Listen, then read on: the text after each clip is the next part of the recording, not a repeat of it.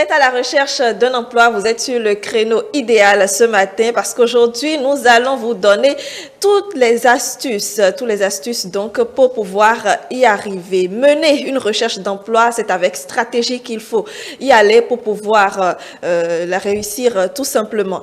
Mesdames, Messieurs, bonjour, bienvenue. Vous êtes sur la cour commune et déjà, je suis avec Émeric Okupeli. Bonjour. Bonjour Brunel Adé aussi, bonjour aux amis téléspectateurs. Comment allez-vous ce matin? Et votre week-end? Merci. Alors, également sur le plateau, Michel Amandidje, bonjour. Bonjour. Comment allez-vous? Très bien. Un plaisir de vous avoir avec nous. Vous êtes expert en audit interne. Bienvenue sur le plateau. Merci beaucoup. Également installé, Justino Vieira, bonjour. Bonjour Brunel Adé aussi, chers amis. Bonjour amis téléspectateurs, bonjour. Comment allez-vous? Ça va, la pleine forme, toujours, la pleine forme. Très bien. Et chers amis téléspectateurs, n'oubliez surtout pas que vous pouvez nous appeler pour poser vos préoccupations sur le 98 80 93 111, le 98 80 93 111 ou encore nous envoyer vos messages via WhatsApp sur le 55 01 82 91. 55 01 82 91. Alors, la recherche d'emploi. Quelle stratégie mener donc pour pouvoir la réussir? Quand on parle de recherche d'emploi, Michel, qu'est-ce que cela vous évoque d'abord? Alors, merci pour la question et déjà merci pour l'invitation sur ce plateau. Alors, la recherche d'emploi, pour moi, en réalité, c'est la recherche de son gagne-pain, la recherche de cette activité rémunératrice qui va vous apporter un bien-être et une amélioration de vos conditions économiques, de vos conditions sociales au sein de la communauté. Très bien. Émeric? Je partage entièrement la définition qu'a donnée M. Sir Michel Amandidje par rapport à la recherche de l'emploi. Je crois que quand on est à la recherche de l'emploi, on a défini le chômage la dernière fois comme étant celui qui est à la recherche d'un emploi, qui a une compétence donnée, qui est à la recherche de l'emploi. Donc, quand on parle de recherche d'emploi, c'est en quelque sorte celui qui a appris quelque chose et qui cherche à faire quelque chose pour pouvoir subvenir à ses besoins. Coach Justino? Mais je fais bien l'intervention de mon prédécesseur pour faire un complément en disant, lorsqu'on parle de la recherche d'emploi, il faut aller un peu plus bas en faisant un déblayage notionnel sur ce que c'est qu'emploi.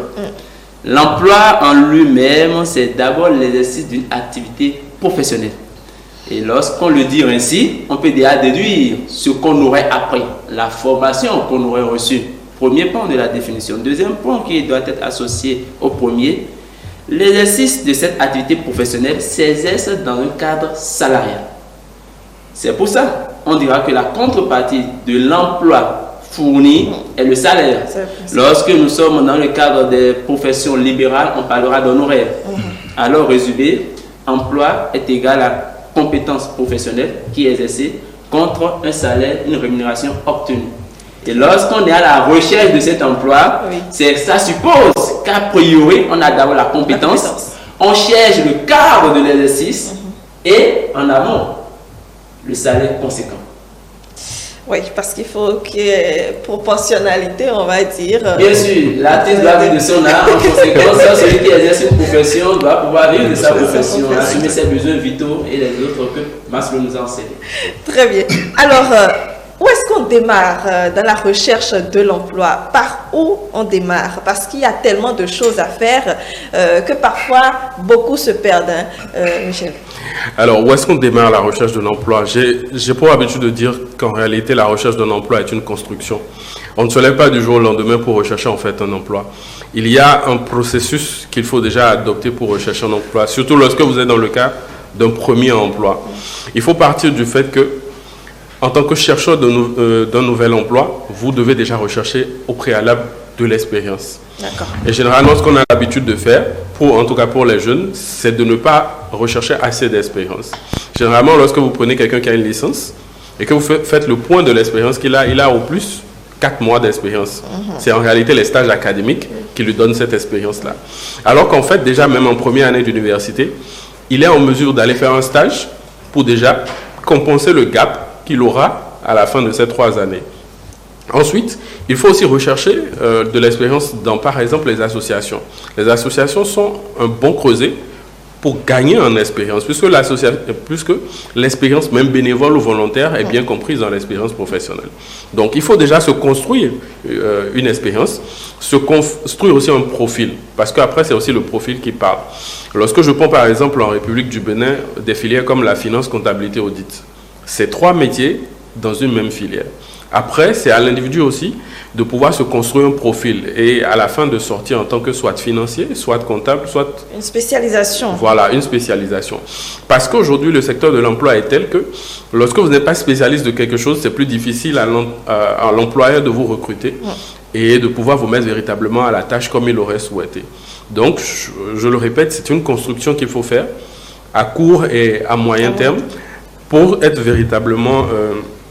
viable sur sa recherche d'emploi. Très bien. Coach Sinovera, je reviens à vous. Démarrage.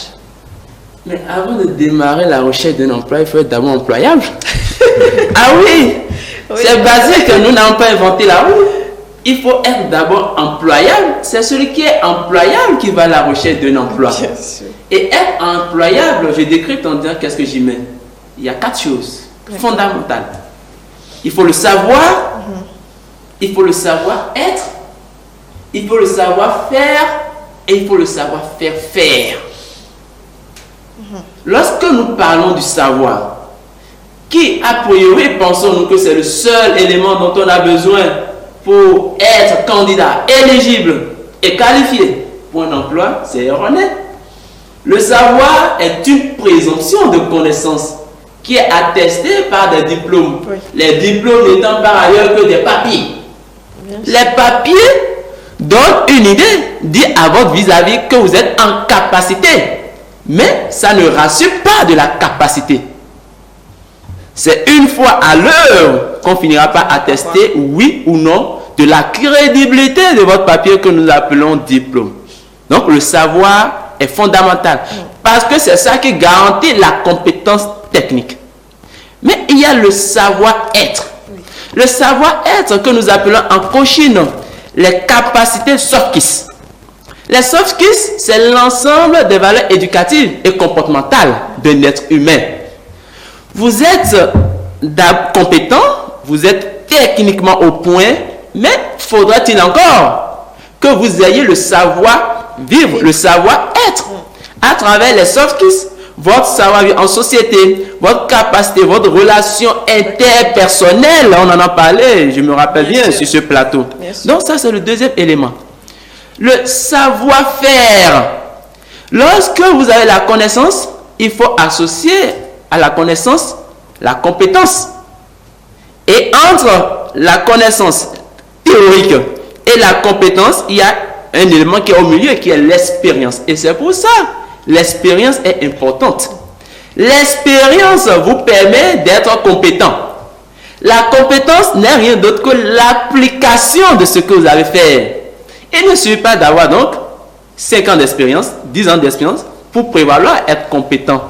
Parce qu'à côté, quelqu'un aurait fait juste 1 an, mais serait plus compétent que quelqu'un, un autre qui aurait fait 10 ans ou 15 ans. Bien sûr. Donc, il faut le savoir-faire, qui est l'application de ce que vous avez appris, la manière dont vous appliquez. Et ce qui est plus attendu, c'est la satisfaction que vous offrez. Et le résultat de vos œuvres, de vos tâches. Et 4e élément, je l'ai évoqué, le savoir-faire faire. Tout homme qui a, par respect au principe de l'équilibre, doit pouvoir transmettre. Par respect au principe de l'équilibre, doit pouvoir transmettre. Ça voudra dire quoi? Lorsque vous êtes compétent, lorsque vous avez la connaissance théorique, lorsque vous avez le savoir, les soft skills, est-ce qu'on peut mettre des gens sur vous? Est-ce que vous êtes en position de responsabilité? Responsabilité, répondez. Est-ce que vous pouvez répondre? Est-ce que vous pouvez former? Est-ce qu'on peut vous mettre pour diriger des gens? Est-ce qu'on peut mettre des stagiaires sur vous? Est-ce qu'on peut mettre des collaborateurs sur vous? Donc, c'est en ça que la capacité de délégation est fondamentale. Et c'est pour ça qu'on parle de, il faut être employable. 4 choses, savoir, savoir-être, savoir-faire et savoir-faire faire. La délégation, sûrement qu'on va accorder un plateau spécial à ça parce que c'est capital. Absolument. Alors, 4 éléments donc pour être employable. Eric, moi, je voudrais d'abord vous poser la question. Quand vous recherchez un emploi, est-ce que vous vous êtes posé toutes ces questions? D'abord, je voudrais ajouter par rapport à tout ce qui a été déjà dit que l'école a son importance. Les diplômes aussi ont leurs importances. Mais la connaissance qu'on acquiert dans les livres n'est pas la seule dont nous avons besoin pour nous faire une place au soleil. La connaissance accompagne et le mode de vie aussi accompagne la connaissance que nous avons pour pouvoir avoir un emploi. Aujourd'hui, on a tendance à penser que c'est le fait d'avoir les diplômes, c'est le fait d'avoir un tas de diplômes qui nous garantit un emploi. C'est une erreur. Ce qui nous garantit un emploi aujourd'hui, c'est ce qu'a numéré M. Sergino, le coach Justino. C'est le savoir d'abord, le savoir-faire, le savoir-être. Quand ces trois principes ne sont pas au complet, vous allez, pour rechercher le travail, vous n'allez pas trouver et vous allez vous cacher derrière tout ce qu'on constate aujourd'hui quand on parle de chômeurs. Alors aujourd'hui, ce qu'on constate de nos jours, c'est beaucoup s'attardent sur le diplôme.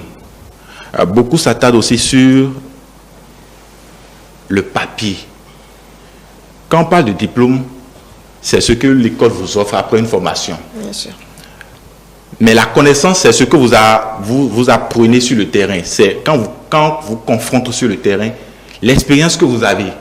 Les gens, quand ils finissent aujourd'hui, quand ils ont le diplôme, ils veulent avoir automatiquement un emploi. Ouais. Or, pour avoir un emploi, pour être efficace, il faut avoir une expérience. Et cette expérience aujourd'hui est bafouée. Tout le monde veut chercher un emploi pour pouvoir gagner son argent. Or, la première caractéristique pour être efficace lorsqu'on a un emploi, c'est d'avoir la compétence. Quand vous confiez le travail pour lequel vous avez été formé, que vous puissiez laisser un résultat qui puisse être à la hauteur de ce que vous avez appris. Donc, je crois qu'il faut que ces trois principes soient au complet pour qu'on parle de recherche d'emploi. Si vous ne mettez pas dans cette condition, dans cette posture, il vous sera difficile de parler d'une recherche d'emploi. Ma question reste demeure. Oui. J'en viens.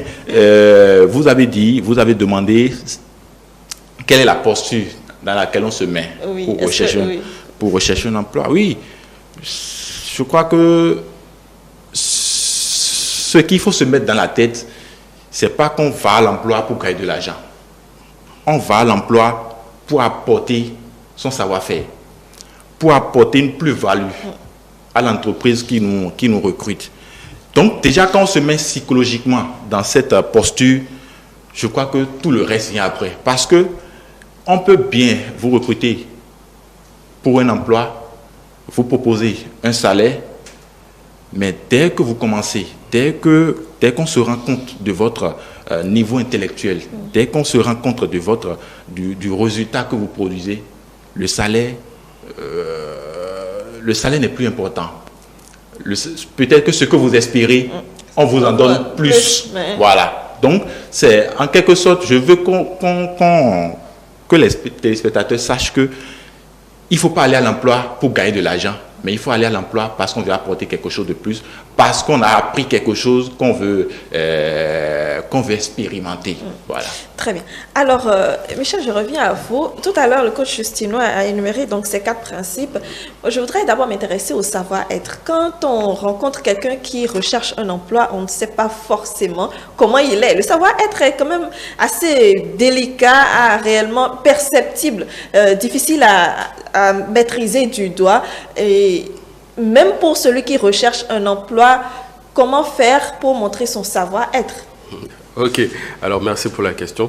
Je voudrais dans un premier temps relativiser le débat sur lequel nous sommes en partant sur la dernière intervention de Émeric. En fait, il faut savoir une chose. C'est vrai que pour un nouvel emploi, on ne recherche pas forcément le salaire derrière. Mais à un moment donné de votre carrière, lorsque vous arrivez à capitaliser un certain nombre d'années, à un moment donné, vous êtes bien obligé de rechercher un emploi pour le salaire parce que ça doit pouvoir répondre quand même au nombre d'années que vous avez parcouru, mais aussi au niveau d'emploi auquel vous êtes en train de souscrire. Donc aujourd'hui, si je me mets à chercher un emploi en tant que directeur général d'une société, je dirais parce qu'il y a une question financière aussi derrière. Donc il faut vraiment relativiser. Ça conséquent. Voilà. Comme l'a dit. Ça doit être conséquent. Il faut relativiser entre celui qui cherche un premier emploi et celui qui est dans la position qui est en train de rechercher maintenant un emploi pour évoluer dans sa carrière. Voilà. Alors, le savoir-être déjà au niveau de celui qui recherche un emploi, c'est vrai on ne peut pas le percevoir tout de suite. C'est vrai que même quand vous recevez des gens en entretien, c'est difficile après d'évaluer vraiment si il a le savoir-être qu'il faut pour rester avec vous et être vraiment dans une cohésion d'équipe. C'est très difficile de le savoir. Mais il y a des signes qui vous permettent de savoir en fait si quelqu'un a le savoir-être. C'est la manière dont il se comporte à l'entretien par exemple. Lorsque quelqu'un arrive, qu'il est mal habillé, qu'il a de la difficulté à vous parler de manière polie, vous avez déjà des signes qui démontrent à l'entretien que ça peut être un problème. Mais après, vous avez des gens par exemple qui savent cacher ce défaut de savoir-être. Donc, c'est la raison pour laquelle vous avez le temps, les 3 mois d'essai pour permettre à ce que vous puissiez percevoir réellement quelle est cette personne-là et quel est ce savoir-être au sein de votre entreprise. Mais je reviens sur le fait que c'est très difficile de savoir comment est-ce que quelqu'un se comporte. Parce que même pendant les 3 mois d'essai, je peux en tant qu'individu m'adapter et camoufler en fait tout ce qu'il y a comme savoir-être. Et c'est après la confirmation de mon contrat que je vous montre en réalité qui je suis. Donc après, c'est de vraiment suivre et de voir le comportement de l'individu. C'est dans de petites choses en réalité. Quelqu'un qui, dans la manière même de vous saluer, dans la manière même de vous demander quelque chose. Vous savez, j'ai eu par le passé un DG. À chaque fois que je lui envoyais un mail, il me répondait « Vous devez être quelqu'un de rigoureux ». J'étais dans les 3 mois d'essai. À chaque fois que je lui envoie un mail, il me répond « Vous devez être rigoureux ». Et il n'avait pas tort. Parce que dans le mail, déjà, ça se voyait. La rigueur avec laquelle je mettais les points. Donc, à un moment donné, il se dit « Celui-là, il doit être très rigoureux ». Donc, il faut faire très attention à la démarche de la personne dans l'entreprise. Même à sa manière de saluer, à sa manière de se comporter en réunion. Vous allez voir qu'il y a des gens qui viennent en réunion qui n'ont jamais rien pour noter. C'est des signes que vous devez suivre à chaque fois pour évaluer en fait le savoir-être de la personne. Donc c'est vrai que ce n'est pas perceptible du premier coup, mais je pense que si vous avez l'expérience d'évaluation des personnes, vous pouvez de manière assez efficace déterminer s'il a véritablement le savoir-être pour le poste. Coach Justino. Mais lorsque nous parlons de celui-là qui est en poste, il faut agir, prendre en compte le bien-être. Vous allez à des recrutements, vous voyez que la personne techniquement est au point et malheureusement on ne le retient pas. Et lui-même se voit surpris, il dit mais c'est pas son affaire à faire, je ne suis pas parent du chef, ainsi de suite. Mais en réalité, ce que le chef voit en premier, c'est votre savoir-vivre, le savoir-être, comme nous l'avions si bien dit. Et dans ce cas, il faut associer également la compétence émotionnelle. Si vous voulez, le quotient émotionnel du chercheur d'emploi. L'employé vient dans l'entreprise avec toute son énergie, tout son être et tout ce qui traîne comme casserole, pour répéter les mots de la doyenne d'âge Père son âme, Rosine Virasolo. Avec les casseroles qui traînent. Si vous voyez qu'il n'a pas une bonne énergie, qu'il se laisse trop vite plonger dans des situations, qu'il n'a pas la tête haute, qui se voit trop vite affaibli, qu'il est dérangé par le complexe d'infériorité, mais comprenez déjà, quelle que soit sa compétence de point de vue technique, il ne pourra pas vous apporter grande chose. Oui, le dire ainsi, je ne suis peut-être pas compris par les téléspectateurs, il ne vous apportera pas grand chose parce qu'il va contaminer les autres. L'énergie, c'est ce qui se laisse contaminer facilement. Donc, même s'il est bon et émotionnellement il n'est pas bon, il risque d'implanter une mauvaise ambiance. Il risque de dégager, de perturber la bonne humeur qui se laisse découler dans l'entreprise. Et vous allez voir, quand il vient, il y a un sentiment de mal à l'aise, de stress qui s'installe. On se demande, mais pourquoi? Non, on s'entend parce que nos énergies s'accordent. Est-ce que celui que vous voulez recruter a une bonne énergie? Et cette bonne énergie, je ne me repose pas d'abord sur la spiritualité, qu'on est disponible en train de parler de la spiritualité. Non, je parle de la compétence émotionnelle. Et ça part de là. Le savoir-vivre implique également les relations interpersonnelles. La manière dont il vous répond. Avant de s'asseoir, vous ne lui avez pas dit de s'asseoir, mais c'est lui qui demande, monsieur, je peux m'asseoir? Ou parfois, il dit, mais je veux me lever, et il n'attend même pas votre autorisation et il se lève. Donc vous voyez que celui-là, j'ai parlé des quatre, on a parlé des quatre référentiels. Oui. L'état physique, l'état émotionnel, l'état spirituel et l'état mental. Donc ça permet en même temps de recadrer l'employé et de savoir si vous sera utile ou non. Alors, un point sur le savoir-faire, très rapidement. Le savoir-faire, est-ce que ça n'intervient pas aussi dans un processus beaucoup plus avancé? C'est-à-dire pour quelqu'un qui recherche le savoir-faire, j'allais dire, le savoir-faire, pour quelqu'un qui démarre, c'est pas évident. C'est avec le temps qu'on a cette compétence-là. Bien sûr, c'est avec le temps et a priori, les trois premiers éléments sont les plus fondamentaux. Le savoir, le savoir-être et le savoir-faire. Mais le savoir-faire n'est non plus négligeable parce que lorsque vous êtes quelqu'un et vous êtes ambitieux, vous devez avoir la capacité du savoir-faire faire. Je donne un exemple. On me recrute comme comptable dans une entreprise. Mon aspiration, vu mon leadership, ma capacité, mon engouement, le chef veut bien me confier peut-être DAF, directeur administratif et financier. Mais faudra-t-il que je sois en mesure de préparer la relève? Et c'est là qu'intervient le savoir-faire faire. Oui.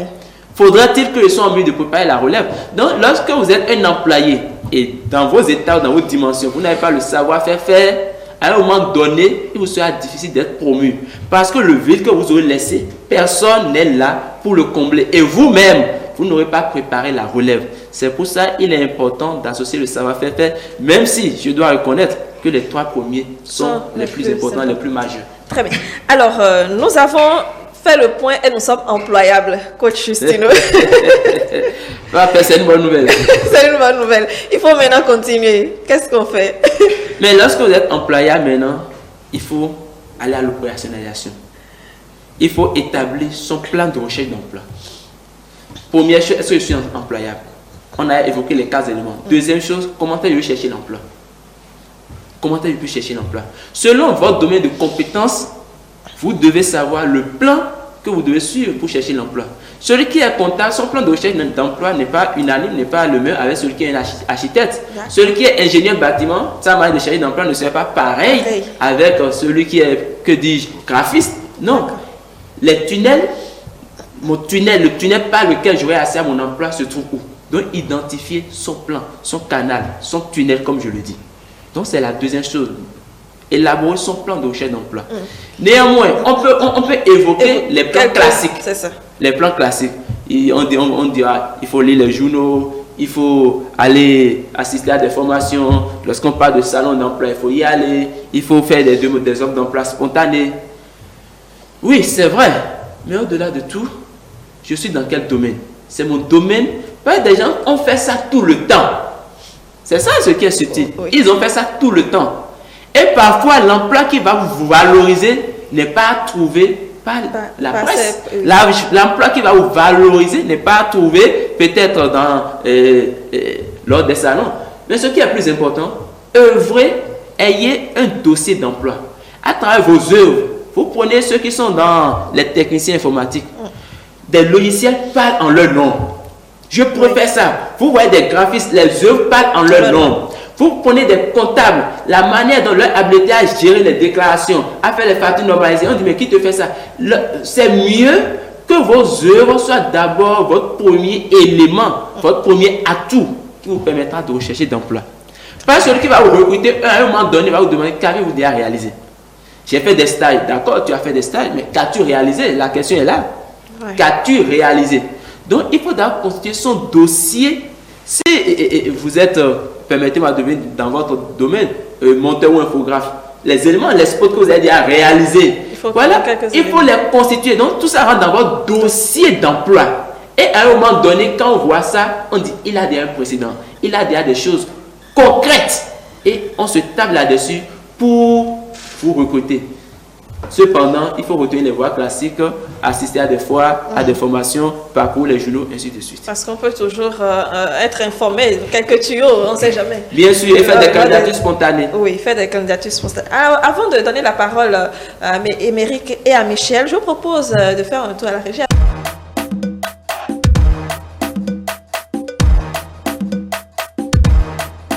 Allez, on poursuit donc nos échanges sur la recherche de l'emploi. Alors, un plan à adopter donc pour pouvoir, disons, aller à la recherche de l'emploi, avoir un dossier. Et Michel, vous nous disiez tantôt qu'il faut créer son profil. Avoir de l'expérience, on en a parlé un peu plus tôt. Créer son profil pour pouvoir savoir dans quel, disons, où aller et pouvoir attirer peut-être vers soi ce qu'il faut aussi en réalité. Oui.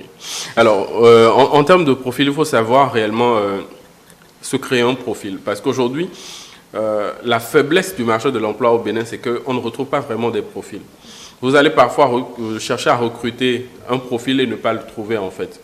Et donc, il faut vraiment faire une analyse prospective sur le terrain pour pouvoir se définir réellement quel est le profil que vous voulez avoir. Et moi, je vous donne un exemple tout simple. Au départ, vous savez, quand moi je faisais les études, tout le monde voulait faire expertise comptable. C'est-à-dire, à l'époque, tout le monde voulait devenir expert comptable. Oui. À un moment donné, moi, je me suis assis, je me suis dit, mais si tout le monde devient expert comptable, sur le marché aujourd'hui, on n'a pas de grosses entreprises, mais on aura beaucoup d'experts comptables et on aura moins de marchés à se partager. Et donc, à ce moment-là, je me suis dit, la meilleure chose pour toi, c'est de t'orienter vers un autre métier. Et le métier, ça a été l'audit interne. Parce que je savais qu'à terme, à un moment donné, ce métier-là allait prendre le dessus et qu'il y aurait plus de marché dans ce domaine-là. Donc, il faut déjà analyser le marché en lui-même et savoir vers où vous irez et vers quel métier porteur vous irez. Donc, le profil, il faut déjà le définir soi-même après une certaine analyse du marché de l'emploi. Et maintenant, il faut rechercher de l'expérience par rapport à ce profil. Et comme je l'ai dit tout à l'heure, l'expérience, ce n'est pas juste dans les entreprises, mais c'est aussi dans les associations. Moi, à l'époque, lorsque je voulais devenir auditeur interne, à chaque fois qu'on allait dans des associations et qu'on disait « Ah, quel est le poste que vous voulez prendre ?»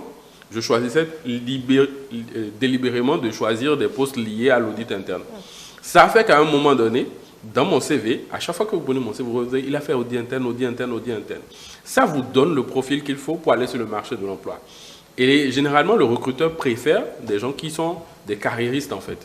Des gens qui ont une ligne de conduite assez claire, assez nette. Mais lorsque vous venez dans une entreprise et on recherche, par exemple, un comptable, et que vous avez été marketing, que vous avez été RH, que vous avez fait 1 an de comptabilité, après, c'est difficile d'évaluer ce que vous êtes capable de faire, en réalité, sur le terrain.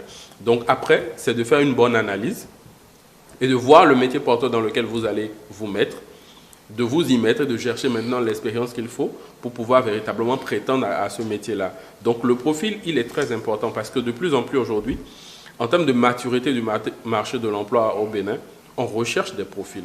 On ne recherche plus simplement des gens qui sont dans un métier, mais on recherche des profils types qui sont capables véritablement d'apporter une certaine spécialisation au sein de l'entreprise. Parce qu'aujourd'hui, il faut le dire, hein, on ne recrute plus de généralistes. On recrute de plus en plus des professionnels de métier. Lorsque vous prenez de la comptabilité, par exemple, hier, on ne recrutait pas des comptables matières. Aujourd'hui, on recrute des comptables fournisseurs, des comptables clients, des comptables fusion-acquisition et consorts. Donc aujourd'hui, il faut faire très attention à ce que vous voulez et à bien définir votre profil à la base avant d'aller sur le marché de l'emploi. Très bien. Émeric, dossier d'emploi, profil, créer son profil. Disons, à quel moment vous avez eu cette expérience-là à faire tout ce point-là également? D'abord, je voudrais rebondir sur les propos du coach Justino tout à l'heure quand il parlait de pouvoir justifier son expérience. Aujourd'hui, on constate que les gens ont travaillé, ont parcouru beaucoup d'entreprises, mais ne peuvent pas justifier ce qu'ils ont acquis comme expérience. C'est d'autant plus important quand surtout on est à la recherche d'un nouvel emploi. Parce que c'est à base de ce que vous avez appris, c'est sur la base de ce que vous avez acquis comme expérience dans les autres structures qu'on vous prend, bien qu'on vous appelle. Qu'on vous appelle. Maintenant, pour une recherche d'emploi efficace, je crois d'abord qu'il faut que celui qui est à la recherche de l'emploi se pose 3 questions. C'est d'abord sa cible. Quand on parle de recherche d'emploi, qu'est-ce que je vais apporter à l'entreprise?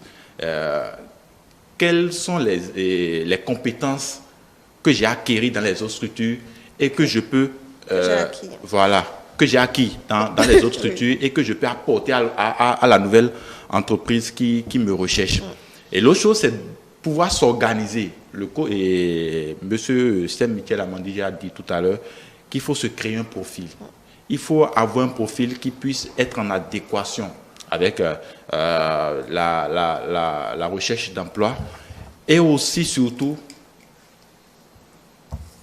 se préparer pour l'entretien, au cas où votre profil plairait à quelqu'un. Donc, quand ces 3 principes sont au complet, je crois que c'est plus facile. Et surtout sur le 3e principe, parce que vous pouvez avoir tous les autres critères, mais si vous ratez le 3e principe, qui est la préparation pour l'entretien, parce que c'est là tout se joue. Vous pouvez être tellement compétent, tellement brillant, avoir une moralité très bien, mais dès que vous allez à l'entretien et que vous ne vous préparez pas, vous ne cherchez pas à connaître l'entreprise qui vous recrute, vous pouvez rater votre chance. Et c'est là surtout qu'il faut insister. Se préparer avant tout entretien. Voilà. Très bien. Alors, il a parlé de choix de l'entreprise et je me demande, quand on est à la recherche de l'emploi aussi, vers quelle l'entreprise vers laquelle on va, c'est aussi un point qu'il faut, disons, auquel il faut réfléchir parce qu'il ne faut pas aller vers n'importe quelle structure aussi. Je reviens sur Michel. Ok, alors, moi je parlerai plus de secteur. D'accord. Je parlerai plus de secteur d'activité. Lorsqu'on a un profil, il faut déjà définir aussi un secteur d'activité dans lequel on veut travailler. Parce que tous les secteurs ne sont pas les mêmes. Lorsque vous prenez par exemple mon métier, l'audit interne, on choisit de travailler dans des secteurs bien précis. Quand vous allez par exemple dans le secteur gaz and oil, c'est-à-dire l'essence, le gaz et tout ça, ce n'est pas le même métier que vous pratiquez que si vous allez par exemple dans une industrie de services ou dans une industrie de commerce, comme des sociétés de vente de marchandises par exemple. Le métier diffère. Donc il faut déjà choisir le secteur dans lequel vous voulez travailler pour pouvoir véritablement vous adapter à ce secteur-là. Et vous allez retrouver par exemple des gens qui font mon métier, mais qui ont fait seulement gaz and oil. Quand vous les prenez, vous les sortez du secteur gaz and oil et que vous les mettez dans le secteur commerce, ils ne se retrouvent pas forcément parce que ce ne sont pas les mêmes réalités. Donc, il faut déjà définir le secteur dans lequel vous voulez véritablement travailler. Maintenant, il faut se dire que ça ne réussit toujours pas parce que vous pouvez choisir un secteur et être choisi ailleurs. Ailleurs, oui. Donc, en voulant revenir sur ce que Justino a dit tout à l'heure, il disait, il y a les moyens classiques, mais aujourd'hui, il y a quelque chose qu'on néglige lorsqu'on est en matière de recherche d'emploi, c'est-à-dire c'est le réseau. Beaucoup de gens ont tendance à croire qu'avoir un réseau, c'est corrompre, c'est faux. Avoir un réseau, c'est avoir les bonnes personnes qui vous apportent la bonne information déjà sur les recrutements qui vont avoir lieu, avoir les bonnes personnes qui sont capables de vous recommander ou de vous positionner quelque part. Donc, c'est avoir un réseau. Et ça aussi, c'est un moyen assez efficace pour trouver un emploi. Parce que si vous avez l'information, c'est que vous irez plus vite que ceux qui n'ont pas l'information. Donc, au-delà des moyens classiques, vous avez la construction d'un bon réseau autour de vous. Et construire un bon réseau, c'est pouvoir rester en contact avec des gens, des personnes que vous avez rencontrées. C'est pouvoir faire un peu de networking pour pouvoir avoir beaucoup de relationnel. Et ça vous permet après, lorsque vous définissez par exemple le secteur dans lequel vous voulez agir ou être recruté, ça vous permet après d'aller plus vite et déjà de connaître les réalités du secteur avant d'y aller. Donc oui, il faut avoir cette définition dans son plan de recherche d'emploi, mais il faut aussi ne pas négliger le fait d'avoir un bon relationnel et un bon réseau autour de soi. Mais aujourd'hui, vous savez, La mise en œuvre du plan de l'emploi influence énormément la chance de l'emploi. La mise en œuvre du plan de l'emploi influence énormément la chance de l'emploi. Lorsque vous êtes dans une recherche d'emploi, a priori, vous connaissez, vous définissez employable. Deuxième chose, vous avez votre plan, le plan suivant lequel vous avez votre emploi. Mais troisième chose, la mise en œuvre de ce plan. Et ça commence d'abord par le relationnel, comme il a si bien dit. Le relationnel, c'est une garantie. Ce sont vos ambassadeurs qui peuvent témoigner de votre savoir-faire. Et ce n'est pas condamnable. La preuve, sur les CV, on dit, l'aide de recommandation, on dit les personnes de référence. Aussi. Les références qui comptent beaucoup. Donc, le réseautage est fondamental parce que ça permet de venir vers des personnes qui, dans une certaine mesure, ont eu des relations, ont eu des rapports avec vous pour attester de votre compétence. Mais pour que ces personnes puissent attester de votre savoir-faire, de votre compétence, il faudrait que vous ayez d'abord la compétence, première chose, et qu'ils en aient bénéficié à un moment donné. C'est lorsque je bénéficie de votre savoir-faire ou j'ai été témoin de votre savoir-faire que je peux vous recommander à mon cher ami Michel ou à mon cher ami, et ainsi de suite. Donc, le réseautage est fondamental, mais la compétence dans le réseau est utile. C'est pas si certains n'ont pas la compétence dans le réseau qu'ils estiment qu'ils sont dans les associations depuis 10 ans et qu'on n'a pas pensé à eux, qu'ils se voient peut-être lésés parce que moi j'étais là, j'ai milité. Non, tout est un mérite. Oui. Tout est un mérite. Et troisième chose, enfin, le cadre. Le cadre. Lorsque vous prêchez l'évangile de la comptabilité dans une entreprise informelle, comprenez que personne ne peut vous recruter. Parce que l'entreprise en elle-même est informelle. Or, le comptable vient régulariser, vient faire les déclarations. Si l'entreprise est informelle, vous voulez déclarer quoi? Si l'entreprise est informelle, vous voulez faire quel état financier? Si l'entreprise est informelle, vous voulez établir quelle facture?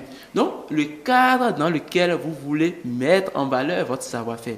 Et c'est ça qui donne toute la pertinence à votre question sur dans quelle entreprise il faut partir. Est-ce que l'entreprise me donne la chance de valoriser mon savoir-faire? Est-ce que l'entreprise elle-même est sur cette base, a mis ces piliers de valorisation de mon savoir-faire? Vous voyez des gens qui restent dans une entreprise pendant 10 ans, 15 ans, 20 ans, mais leur statut n'a jamais changé. Oui. Ça veut dire que l'entreprise en elle-même n'a pas prévu un plan de promotion pour eux. Et commence on maudit le chef, on commence par dire tout ce qu'il ne faut pas dire sur le chef. Mais si l'entreprise à la base n'a pas prévu ça, ce n'est pas pour vous, il faut l'inventer. Oui. Donc, est-ce que l'entreprise me garantit la compétence? Est-ce que l'entreprise me garantit la promotion? Est-ce que l'entreprise, en un mot, peut me permettre de réaliser mes ambitions? Puisque l'employé a aussi des ambitions. Bien sûr. Et en conséquence, il doit pouvoir choisir l'entreprise qui lui permettra, dans une certaine mesure, d'atteindre ses ambitions. Mais lorsqu'on parle de l'expérience, et c'est l'excuse qu'on trouve souvent chez nos jeunes frères, on dit 5 ans d'expérience, 2 ans d'expérience, dit mais je viens de finir. Oui. On ne finit pas l'étude avant de commencer par chercher les expériences. Il faut que ça soit clair dans la tête de mes jeunes frères, de nos amis chercheurs d'emploi. On ne finit pas les études avant de commencer par chercher de l'expérience. Lorsque vous avez, pendant vos périodes de vacances, pendant vos périodes de congés, vous en faites quoi? Je dis toujours, après le bac, il n'y a plus de vacances, il n'y a pas de congés. Moi, je suis peiné, je suis très très sensible. Quand je vois des étudiants qui viennent à la maison ou bien qui vont chez les parents et ils disent je suis en vacances, c'est un temps de repos pour nous. Non, l'étudiant n'est plus dans l'état classique de l'élève du secondaire qui pendant les temps de repos dort à la maison et va chez les parents, par exemple peut-être où sais-je, à Saverne ou à Paracourt, on dit nous sommes au repos. Non, il faut aller chauffer son esprit, il faut aller chauffer sa tête. Il faut aller faire des expériences, mais ce sont des expériences de 2 semaines. Moi, je vous donne mon propre cas. Je finissais ma licence, mais j'avais déjà 2 ans d'expérience. Sur papier, ce n'est pas des expériences théoriques. C'est-à-dire je peux apporter des preuves, des attestations. Mais bon, quand je déponde, mais vous avez fini quand? Parce que dans l'ordre classique, c'est quand vous finissez qu'on commence. Oui. Si bien que beaucoup, c'est après la 3e année, après la licence, qu'on commence à faire les stages. Et aujourd'hui, je suis fier de dire que je n'ai pas connu une seule année de chômage. Oui. Je n'en ai pas connu. Parce que pendant que j'étais encore à l'université, pendant mes temps de repos, j'avais pu négocier avec un cabinet où on m'a accepté le passage périodique. Donc, je ne viens pas si j'ai cours, je ne suis pas là. Si je n'ai pas cours, je viens là. Mais après tout, c'est une expérience que j'acquiers. Bien sûr. Et lorsque ça se passe comme ça, vous sortez de l'université, mais avec ce qu'il faut pour rentrer dans une entreprise pour être employable. Mais ne perdons pas de vue l'importance des associations. Les associations qui vous garantissent, qui vous donnent le savoir-être. Parce que l'école, parce que l'université ne vous donnera pas le savoir-être. L'université vous donnera le savoir. Mais le savoir-être ne se donne pas à l'université. Il faut aller dans les associations de leadership. Il faut aller dans... Il faut faire preuve de leadership, de militantisme dans les organisations. Moi, je n'ai pas de problème qu'il s'agisse d'organisations politiques, d'organisations de volontaires, peu importe. Toujours est-il, il faut que j'ai un niveau de responsabilité quelque part. C'est ça qui me donne le savoir-être. Le savoir-faire, je l'ai dit, il faut aller en entreprise. Il faut avoir l'expérience. Mais attention, vous pouvez avoir l'expérience et ne pas avoir la compétence. Je donne un exemple que je donne souvent au temps avec mes apprenants dans mes séances de coaching. Un chauffeur qui a 10 ans d'expérience, qui tout le temps va à Boycon, mais ne sait pas qu'à Agon, il y a des dos d'âne. Ne sait pas qu'arrivé à Serrouet, la voie n'est plus à 2 voies, mais à 3 voies. Ça veut dire qu'il a l'expérience, parce qu'il conduit sur 10 ans, mais la nuit, par manque de compétences, il peut se retrouver ailleurs. Il ne peut pas se retrouver. Il peut se retrouver ailleurs. Or, la compétence, c'est comme la culture. C'est ce qui vous reste. Et on dira, c'est la peau qui a l'expérience. Aujourd'hui, vous ne pouvez pas être comptable, compétent de nos jours, et ne pas savoir les innovations de la loi des finances 2022. C'est impossible. Je n'en parle suffisamment parce que c'est mon domaine. Donc, les diplômes sont là, d'accord. Le savoir-être dans les associations, d'accord. Le savoir-faire dans les entreprises. Mais il faut s'accommoder des innovations de son domaine. Parce que le monde étant évolutif, tout domaine professionnel évolue. Absolument. Le monde étant évolutif, tout domaine professionnel évolue. La manière dont on officie, quand je viens dans votre domaine, il y a 5 ans, ce qui est sûr, des choses ont changé. Vous êtes mieux placé pour le dire. La manière dont on tient des comptes, chez moi, il y a 10 ans, les choses ont changé. La manière dont on s'occupait, on fait la communication il y a 5 ans, les choses ont changé. Donc, il faut que le chercheur d'emploi soit au point. Il faut qu'il soit au point. Et être au point, c'est tout ce que je viens de dire. Merci. Merci, coach Justino. Alors, nous avons posé la question à quelques citoyens de savoir comment est-ce qu'ils ont trouvé leur premier emploi. D'ailleurs, vous allez nous le raconter tout à l'heure, vous aussi, chers invités. Avant, on va suivre les citoyens et on revient.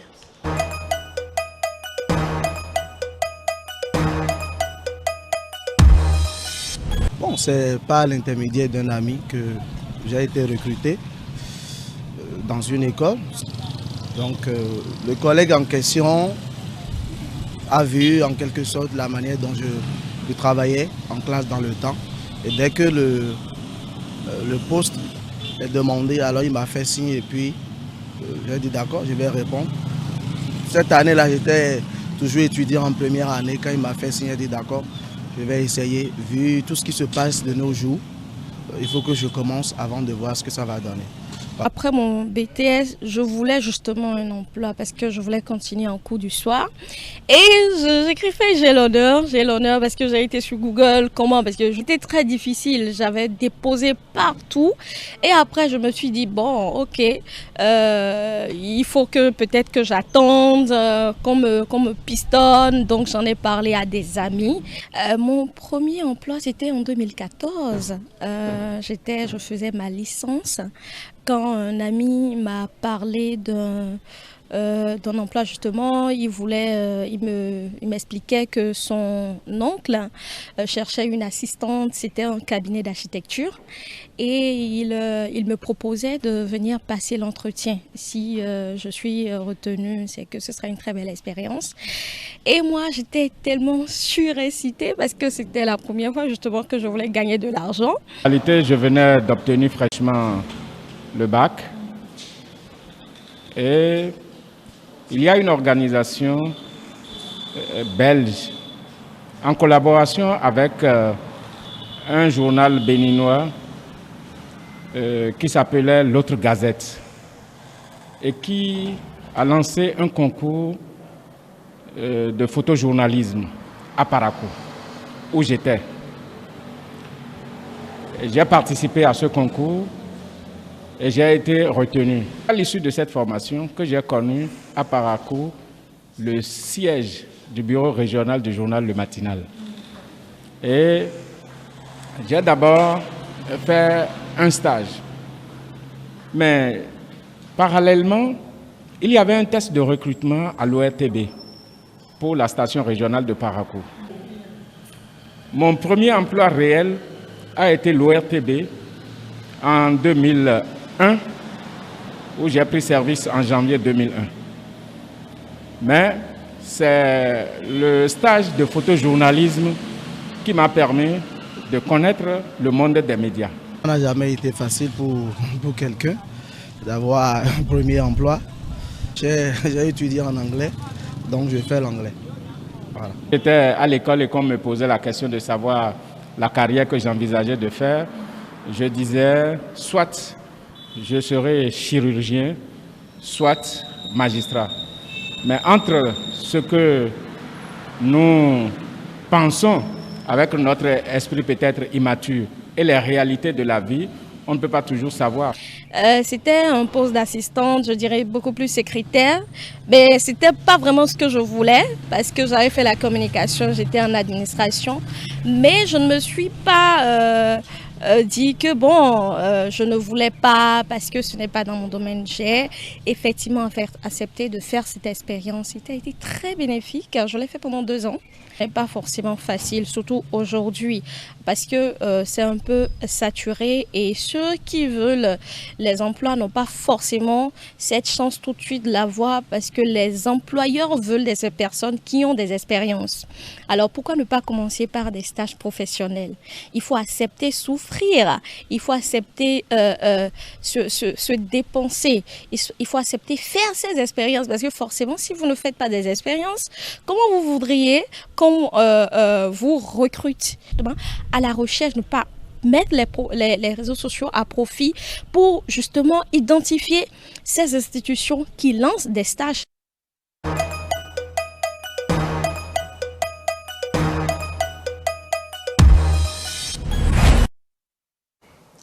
Voilà, c'était donc un élément réalisé par Alilatou Draman que nous allons d'ailleurs retrouver demain mardi. En attendant, je vous présente un autre invité sur le plateau, Fréjus Satindoglu. Bonjour. Bonjour madame. Comment est-ce que vous allez? Je vais super bien. Vous êtes juriste, merci d'être avec nous ce matin. C'est un plaisir.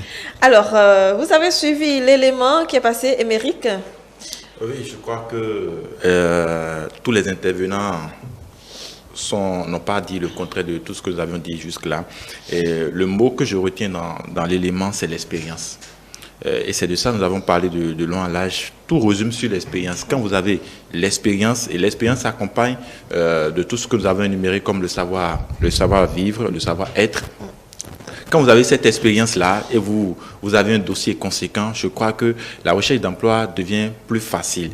Et pour rebondir sur les propos de Michel, quand il disait que le profil aujourd'hui est très important. Et c'est ça qui est un peu difficile à rechercher quand les gens lancent un recrutement.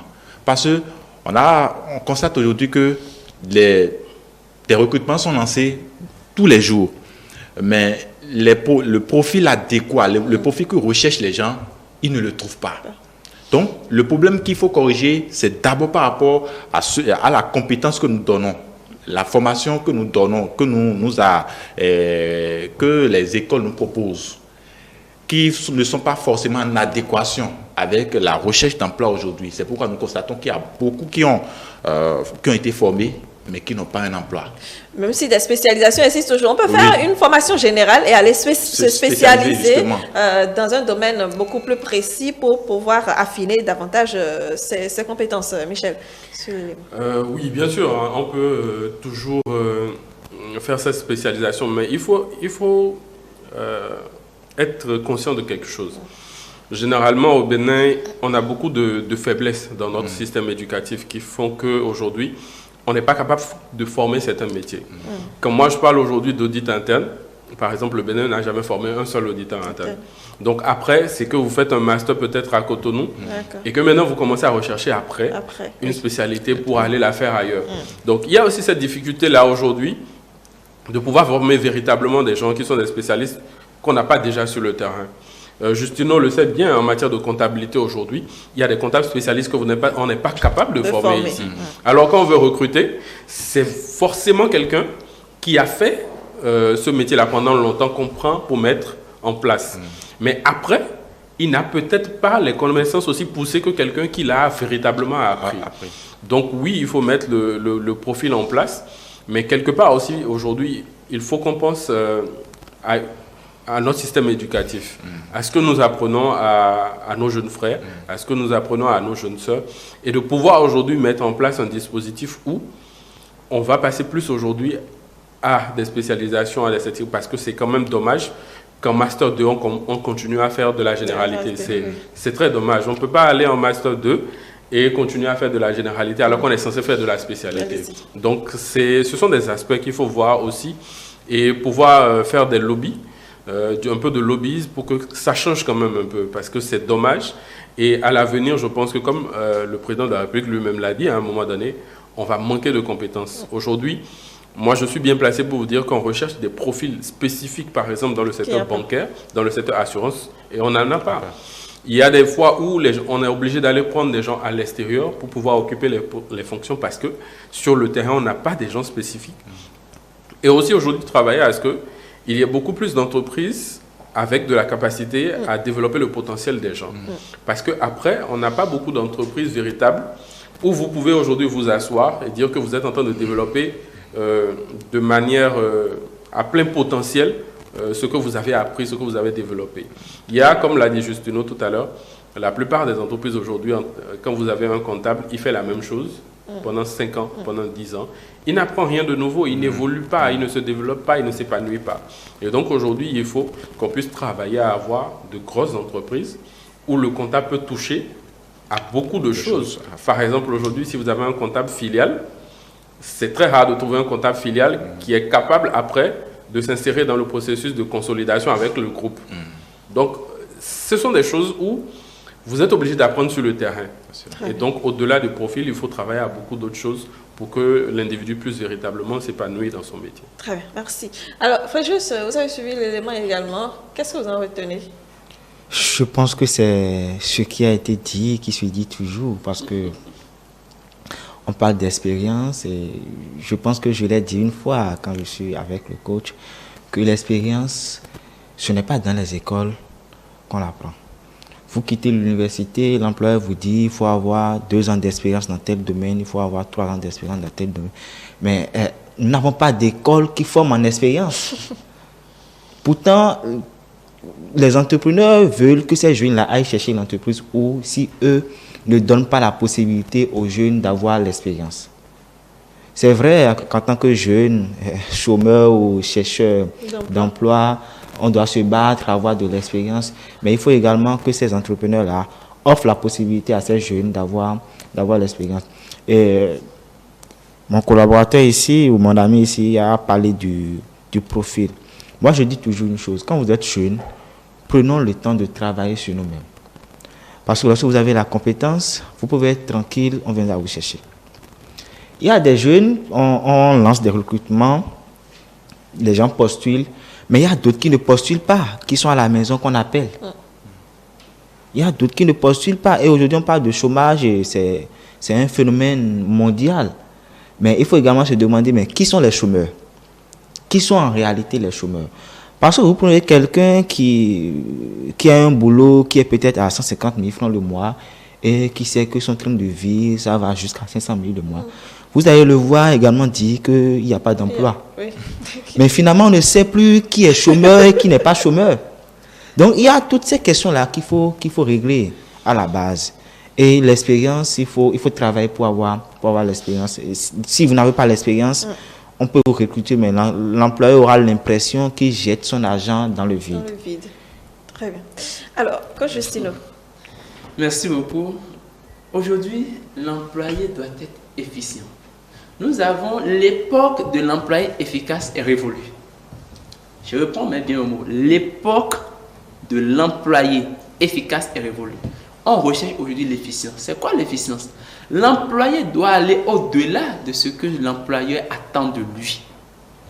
l'employé doit aller au-delà de ce que l'employeur attend de lui.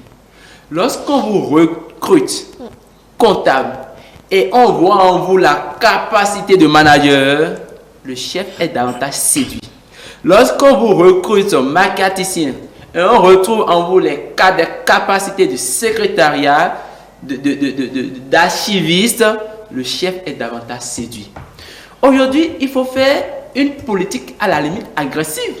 Et c'est pour ça que j'ai la faiblesse d'adhérer pleinement à la session suivant laquelle, même si vous êtes compétent, vous n'avez pas besoin, et même si vous êtes dans votre chambre, on viendra vous chercher. Donc, il faut suffisamment communiquer sur le bon pour que le bon soit célébré. Oui. Parce que le manque de communication sur le bon consacre le nul.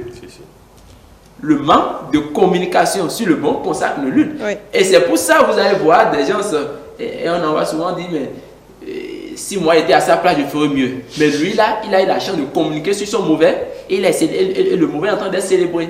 Si toi, tu avais communiqué sur ton bon, tu serais à sa place. Donc, il faut chercher à communiquer sur sa capacité, sa compétence, mais également rechercher la polyvalence. C'est la polyvalence qui donne l'efficience. C'est la polyvalence qui donne l'efficience. Aujourd'hui, moi, à la base, je suis comptable. Mais pourquoi je suis coach? Oui, je vais le dire, c'est l'occasion. C'est justement l'entreprise qui m'a permis d'être coach. Parce que lorsque l'entreprise dans laquelle je suis en tant que comptable me surnomme conférencier et finalement ce surnom a pour le dessus sur le titre officiel pour lequel j'ai été recruté, ça veut dire qu'on me rappelle une autre compétence. On me rappelle d'autres prédispositions. Et lorsque nous venons à des réunions les lundis matin et le chef n'est pas là, il dit, mais dites à M. Vieira de conduire la séance, mais alors que je suis comptable, vous comprenez alors que l'entreprise peut t'amener, lorsqu'il voit d'autres capacités en toi, ça t'amène à te professionnaliser. Et lorsque tu te professionnalises, tu deviens alors un homme polyvalent confirmé. Puisqu'il ne faut pas être des polyvalents amateurs, il faut être des polyvalents confirmés. Le polyvalent confirmé, c'est celui, un peu comme le doyen Jérôme Carlos, il est journaliste diplômé, il est historien diplômé, écrivain, ces deux sont là. Donc, vous êtes polyvalent, mais vous assumez la polyvalence. Ce n'est pas la polyvalence de qui embrasse au mal étreint. C'est une polyvalence quand on prend un dividende dans le domaine concerné, vous êtes bon. Alors, comment est-ce que ça s'est fait, votre première recherche d'emploi, bien votre premier boulot, je vais dire, un peu à l'image de nos citoyens qui ont réagi dans l'élément. Je voudrais bien avoir un bout de votre expérience à chacun de vous. Et étant donné qu'on est avec vous, coach, on démarre par vous. Mais moi, comme je le dis, je n'ai jamais cherché d'emploi. Oui. L'emploi est venu à moi. Parce que mon premier emploi, je me rappelle tout comme c'était hier, je suis militant. Je suis militant et responsable d'organisation estudiantine. Et périodiquement, on allait présenter nos vœux à une autorité. Et c'était à l'Infosec, pour être plus précis. Nous étions en 2012, 2013. Oui, 2012. Et à cette occasion, j'ai pris la parole au nom de la délégation que je conduisais. Et il y a une différence entre être porte-parole et porter un message. Et être porte-parole et porter la voix des autres. Ah oui, on fera la différence. Parce que lorsque vous portez pleinement la voix des autres, à chaque mot, ils applaudissent. Et c'est ce qui s'est passé, pour être nostalgique, ce jour-là dans la salle de l'Infosec. C'était la salle Bogou. Et à chaque mot, toute mon équipe, et même ceux qui n'étaient pas de mon équipe, ceux qui venaient d'autres universités, d'autres départements, toute la salle applaudissait. Et à la fin, l'autorité a demandé à un collaborateur de se rapprocher de moi pour que je vienne le voir le lundi. Et moi, en tant que je n'ai pas stratège, moi en partant, je suis parti avec mon dossier d'emploi. C'est ça. Parce que, comme je disais, j'étais encore étudiant, mais j'avais déjà des attestations sous la main que je pouvais mettre sur la table au cas de négociation. Oui. Et à une circonstance pareille, le lundi, c'était samedi, on fait la cérémonie. Le lundi, il m'a dit, mais vous, qu'est-ce que vous apportez, machin. Bon, bref, j'ai vu que vous êtes, tout le monde était unanime. Vous forcez l'admiration. Bref. Je veux que cette capacité que vous avez, que vous la mettiez à mon service, si ça vous dit. Qu'avez-vous fait? Et je sors mon dossier, il me dit non, le jeune, il est prêt, hein, il vient considérer une entretien d'embauche. Donnez-lui son bureau. Mais malheureusement, j'étais étudiant, j'ai posé également mon veto, j'ai dit je ne pouvais pas être là tous les jours. Donc, j'ai commencé mon premier emploi, mais je ne venais pas comme tous les autres emplois. Merci, félicitations. Émeric? Je crois que je n'ai jamais eu je ne sais pas si je dirais la chance d'écrire j'ai l'honneur pour pouvoir rechercher un emploi. Moi, mon cas est un peu spécifique parce que ce dans quoi je me suis fait former, le journalisme, c'était une passion. C'était une passion que je traînais depuis le collège à travers les petits journaux qui animaient nos collèges d'entretemps. Donc, c'est dans cette perspective que je me suis inscrit en journalisme après le bac. Et déjà en première année, mon directeur a été séduit par ma qualité rédactionnelle. Lui aussi, étant patron d'un journal dans le temps, m'a proposé de faire partie de son équipe. Et c'est de là que j'ai commencé petit à petit. J'étais étudiant, mais je bossais déjà. C'est vrai que je ne gagnais pas grand-chose, mais ça me permettait quand même d'apprendre, bien sûr, de m'épanouir dans ce que dans ma passion, voilà. Donc après quand je suis resté avec lui, il m'a fidélisé jusqu'à ce que j'ai la licence. Et c'est ce patron-là qui en quelque sorte me guide jusqu'à aujourd'hui. C'est lui qui me propose, vas-y, va vers celui-ci, va faire celui-là, jusqu'à ce que je sois là où je suis aujourd'hui. Donc, c'est en quelque sorte, et aussi il faut souligner que faire partie d'un réseau est très, très, très important. Une seule hirondelle ne fait pas le printemps. Ouais. Quand vous vous renfermez dans votre chambre, quand vous n'allez pas vers les autres, quand vous ne vous ouvrez pas aux autres, c'est difficile. Vous pouvez avoir toutes les qualités qu'il faut, mais personne ne se souviendra de vous. Personne ne se souviendra de vous. Donc, le réseau est très important, d'autant plus que aujourd'hui, il y a tellement d'associations qui nous permettent d'apprendre, de s'ouvrir aux gens, d'aller vers des gens pour pouvoir bénéficier des opportunités. Donc, j'ai ajouté ce réseau-là à ce que je sais faire, et c'est ça qui me permet aujourd'hui d'être en tout. Très bien, donc vous êtes dans plein d'associations. Oui, je suis dans plein d'associations. Alors, Michel. Alors, merci beaucoup pour la question. Je voudrais déjà vous dire, vous savez, le j'ai l'honneur pour vous empêcher aussi d'avoir un emploi. Donc, il faut faire très attention à cette phrase. Oui, parce que on a tellement vu de j'ai l'honneur qu'aujourd'hui, ça ne nous dit plus rien en fait en tant que recruteur. On ne lit même plus. Voilà. Donc, je pense qu'il faut trouver une autre formule qui attire plus l'attention que le j'ai l'honneur. Alors, moi, un premier emploi, je pense que moi, j'ai pas eu vraiment de problème à l'avoir. Comme je l'avais dit, avoir un bon réseau, c'est pouvoir avancer plus vite que les autres.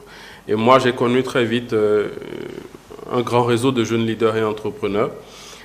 Et c'est dans ce réseau-là qu'en 2011, que, comme l'a dit le coach Justino, il faut aussi communiquer aussi sur sa compétence. Donc déjà en 2011, moi je faisais finance comptabilité. Et donc je le disais à tue-tête. C'est comme on dit, à chaque fois que je te rencontre, il fallait que je te dise que je suis en finance et en comptabilité. Donc tellement je l'ai dit, tellement c'était visible que à un moment donné, il y a un aîné du réseau qui m'a appelé, qui m'a dit tu fais de la comptabilité? Je dis oui. Il dit d'accord. Est-ce que tu peux assumer un poste de comptable vérificateur? Je me suis dit, vérificateur, il y a vérificateur. Ok, d'accord. Si c'est vérificateur, je viens. Donc, c'est comme ça que moi, j'ai eu mon premier poste. Et je pense que depuis ce temps, aujourd'hui, c'est toujours ce réseau-là qui me pousse et qui me permet d'avancer jusqu'à aujourd'hui. Même si j'ai créé aujourd'hui mon cabinet, que je suis installé, je pense que c'est toujours grâce à ce réseau-là. Donc, c'est pourquoi tout à l'heure, j'insistais sur le fait d'avoir un bon réseau, un bon relationnel et de faire beaucoup de networking. Et Justino a dit quelque chose de très important. Aujourd'hui, il faut communiquer sur sa compétence. Et je pense qu'il y a beaucoup de réseaux sociaux aujourd'hui qui sont destinés à ça. Justement, on va parler des réseaux. Où vous pouvez véritablement parler de votre compétence et vraiment être ouvert sur le monde et avoir plus d'opportunités. Très bien. Fréjus? Malheureusement, moi, j'ai écrit j'ai l'honneur. Malheureusement. J'allais écrire aux autres, mais ne mettez pas ce qui est écrit j'ai l'honneur dans une frustration. Ça empêche parfois d'avoir non. Ça peut, parfois. Peut-être que c'était mon cas. Moi, je l'ai écrit à plusieurs reprises, mais Personne n'a jamais répondu à mon honneur. Juste après le bac, j'ai commencé par chercher de petits jobs pour pouvoir associer les études et quelque chose à côté. Mais ça n'a pas marché. J'ai écrit j'ai l'honneur partout. Quand je vois une publication sur Facebook, je dois postuler, je dois faire. Mais à un moment donné, j'ai été fatigué. Quand je vois, j'ai la paresse de prendre encore mon stylo et de commencer par écrire j'ai l'honneur. Donc, j'ai laissé. Il s'est fait qu'il y a un monsieur avec qui je travaillais, je proposais des contrats de temps en temps, il m'appelle. À un moment donné, je n'étais plus tellement disponible. Quand il m'appelle, si je dois lui envoyer le document dans 2 jours, je prends parfois 10 jours. Et il m'appelle et je dis, bon, ce qu'on va faire, je vais essayer de te stabiliser ici. Et on a fait un contrat et c'est le premier contrat que j'ai eu d'ailleurs.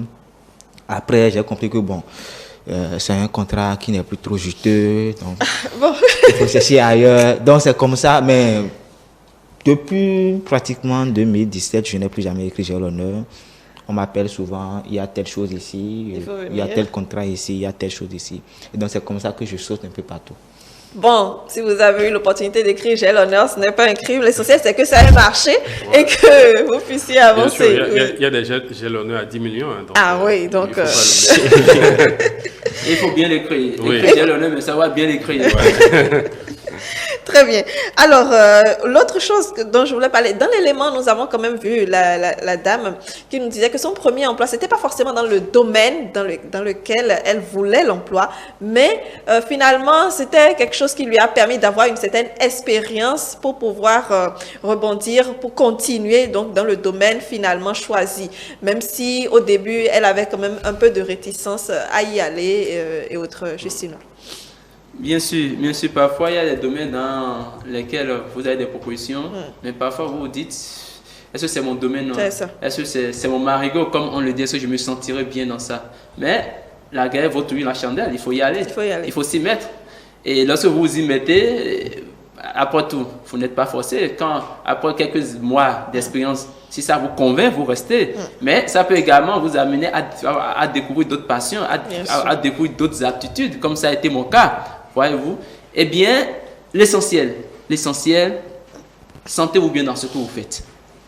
Vous avez été formé dans un domaine. On peut se tromper. Et l'homme est destiné à plusieurs choses. Lorsque vous avez été formé dans un domaine, et chemin faisant, vous avez d'autres propositions, ou, comme on le dit dans le coaching d'employabilité, le domaine dans lequel vous avez eu votre diplôme, vous ne parvenez pas à décrocher des emplois dans ce domaine, allez chercher ailleurs. Oui, allez chercher ailleurs. Nous enseignons la persévérance, mais pas la persévérance à claquer et un jour à tomber dans la dépression. Parce qu'il y a des chefs d'emploi qui finissent par tomber dans la dépression. Donc, allez chercher autre chose et développer d'autres compétences. Et lorsque vous ne parvenez pas à le faire, et c'est l'emploi même qui vous oblige à le faire, comme je le dis, allez-y. Faites votre belle expérience. Très bien. Alors, dépôt de candidature spontanée, on en a parlé également. Qu'est-ce qu'il faut éviter dans ce cas? Quand on doit déposer sa candidature, que ce soit spontané ou bien encore qu'on réponde à une offre d'emploi? Ok, merci pour la question. Dépôt de candidature spontanée. Déjà, il faut savoir une chose. Lorsque vous allez faire un dépôt de candidature spontanée, c'est que vous êtes dans la position de quelqu'un qui vient offrir quelque chose, une compétence. Et moi, j'ai l'habitude de dire à mes jeunes frères, n'allez jamais à un emploi en tant que quelqu'un qui quémande de l'emploi. On ne quémande pas de l'emploi. On va pour vendre sa compétence, on va pour vendre son expérience, son savoir-faire. Donc, allez toujours en conquérant. Et donc, lorsque vous faites un dépôt de candidature spontanée, il faut déjà savoir que le CV doit être adapté à ce que vous demandez. La première des choses, c'est l'adaptation du CV. Vous savez, moi, j'ai par exemple 3 à 4 CV différents. Quand vous prenez, ce n'est pas le même contenu. Parce que votre demande doit s'adapter à ce que vous êtes en train de demander à l'employeur. Donc déjà, adapter son CV à ce que vous êtes en train de demander. Ensuite, la lettre que vous envoyez, la lettre de motivation, la fameuse lettre de motivation. Oui. Alors, le j'ai l'honneur, je pense qu'il est dépassé. Il est à la limite, comment on dit, quelque chose qui dérange, en fait. Donc, il faut trouver la manière. Moi, je pense qu'aujourd'hui, je vois des gens écrire « Je ne viens pas à la présente, faire acte de candidature. Je ne viens pas à la présente, proposer ma candidature en tant que… » Il y a aujourd'hui 1000 manières d'écrire une lettre de motivation. Et comme l'a dit le grand frère Fabrice Savoyon dernièrement, il faut que votre lettre de motivation me donne envie de la lire. C'est-à-dire, si j'ouvre votre lettre de motivation, je dois être capable de dire, merde, celui-là, il est bon, il peut me donner quelque chose de nouveau. Lorsque vous écrivez une lettre de motivation, ce n'est pas pour raconter ce qu'on a déjà dans votre CV. C'est pour dire ce que vous êtes capable réellement de faire, d'apporter à l'entreprise. Ah oui. Donc, d'où la nécessité aujourd'hui d'avoir une lettre de motivation qui véritablement accroche, qui est capable de vous vendre systématiquement lorsque l'employeur il prend votre lettre de motivation et il la lit. Maintenant, il y a une dimension que nous avons tendance à oublier en matière de recherche d'emploi, c'est l'état dans lequel vous êtes en envoyant votre demande d'emploi. On est d'accord. Si vous êtes quelqu'un de négatif constamment, vous savez, l'énergie, comme l'a dit Justino tout à l'heure, elle est contagieuse. Elle vous accompagne. Si vous restez négatif, l'énergie elle va accompagner votre demande d'emploi. Alors, il y a ce côté énergie que vous devez maîtriser. Il faut toujours rester dans une démarche de foi permanente. Même quand ça ne marche pas, il faut rester dans cette démarche de foi permanente et accompagner votre recherche d'emploi. Donc, la demande spontanée, elle doit être véritablement ciblée. Et la plupart du temps, ce qu'on demande pour les demandes spontanées, c'est de cibler l'entreprise et de bien la connaître. C'est ça. Parce que si je veux faire une candidature spontanée à un poste de comptable où il y a déjà un comptable permanent, un comptable qui est efficace, qui est efficient, qui est performant en général, comprenez que personne ne vous appellera. C'est ça. Mais si je connais l'entreprise, et c'est là où avoir un bon réseau, c'est bon. Ouais. Si je suis par exemple à ETL, si je recherche quelque chose, je vais appeler un journaliste, quelqu'un qui est dans ETL pour dire, est-ce que vous l'avez? Si vous ne l'avez pas, moi j'irai là. Et je vais vous le proposer de telle manière à ce que ce soit véritablement vendable. Et vous allez devoir à un moment donné acheter, parce que tellement je vous aurai convaincu que vous allez devoir acheter. Donc il faut faire vraiment le point sur la démarche. Le fait de faire une candidature spontanée, ce n'est pas juste de se lever, d'envoyer un CV, d'envoyer une lettre de motivation. C'est déjà un ciblage, c'est voir ce que l'entreprise n'a pas, aller sur ce point-là et vraiment être dans une démarche assez positive pour pouvoir avancer. Alors, une précision avant de passer à quelqu'un d'autre. Vous avez parlé de CV. D'habitude, on demande que, ou plutôt le CV, qu'il ne soit pas trop long, qu'il soit assez quand même succinct pour ne pas ennuyer non plus. Quelle est la marge dans laquelle on peut rester? Ok, alors le CV généralement, lorsque vous postulez à un emploi, vous avez peut-être un CV d'une page qui reprend l'essentiel en réalité, c'est-à-dire les expériences et la diplomation. Maintenant, il faut savoir que de plus en plus aujourd'hui, on vous demande un CV détaillé. C'est-à-dire le CV détaillé, c'est qu'on veut savoir ce que vous avez réellement accompli. Alors que pour le CV simplifié qui est d'une page, vous mettez juste les postes occupés et la diplomation. Mais dans le CV détaillé, on veut savoir réellement qu'est-ce que vous avez accompli sur ces emplois. Donc, vous mettez le poste, vous mettez les tâches accomplies. Et généralement, vous allez voir que pour les postes où on demande un CV détaillé, ce sont des postes de responsabilité où vous devez vraiment prouver que oui, vous l'avez fait et que vous êtes capable de le refaire. Donc, généralement, vous allez voir que quand on demande un CV détaillé, on envoie jusqu'à 4 pages. Il m'est arrivé une fois de voir un CV de 6 pages. C'est vrai que ça me fait fatigue, mais c'était un gros CV. C'est-à-dire que ce qui était dedans, c'était lourd. C'était vraiment lourd. C'est-à-dire quand vous voyez des CV comme ça, vous vous dites, bon, celui-là, il y a des choses que vous ne pouvez plus dire avec lui. Donc, il faut faire la différence entre le CV qui est simplifié et le CV qui est détaillé. Très bien. Voilà. Alors, Émeric, vous voulez réagir sur... Oui, je voudrais réagir par rapport au propos de Justino par rapport à la polyvalence aujourd'hui. Aujourd'hui, on dit qu'il faut avoir plusieurs cordes à son arc. Il ne faut pas se camper sur ce qu'on a appris. C'est vrai qu'aujourd'hui, on a tendance à croire que, bon, parce que je me suis fait former en journalisme, je ne dois répondre qu'aux offres en journalisme. C'est une erreur. Parfois même les recruteurs demandent l'équivalence du diplôme et de ce que vous avez appris. Donc c'est pour dire aujourd'hui que, et même il y a des gens qui sont formés dans une filière, mais qui aujourd'hui ne travaillent pas forcément dans cette filière. Et d'autres aussi passent par la filière dans laquelle ils ont été formés pour découvrir d'autres choses, d'autres issues. Donc, je crois qu'il ne faut pas être campé sur cette position-là. Il faut s'ouvrir. Il faut être prêt à tout faire. Ce n'est pas forcément... Il y a des gens qui sont formés dans le domaine, mais qui sont pas toujours efficaces. Il y a des gens qui n'ont pas fait le journalisme, par exemple, mais qui sont habilités à présenter une émission. Bien sûr. Il y a des gens qui n'ont pas fait le cadrage, par exemple, mais quand ils tiennent la caméra, c'est sans faute. Donc, je crois qu'il faut aller au-delà. Il faut qu'on aille au-delà de ce que nous avons appris comme, nous avons eu comme formation de base, oui. Et toucher à tout. Très bien.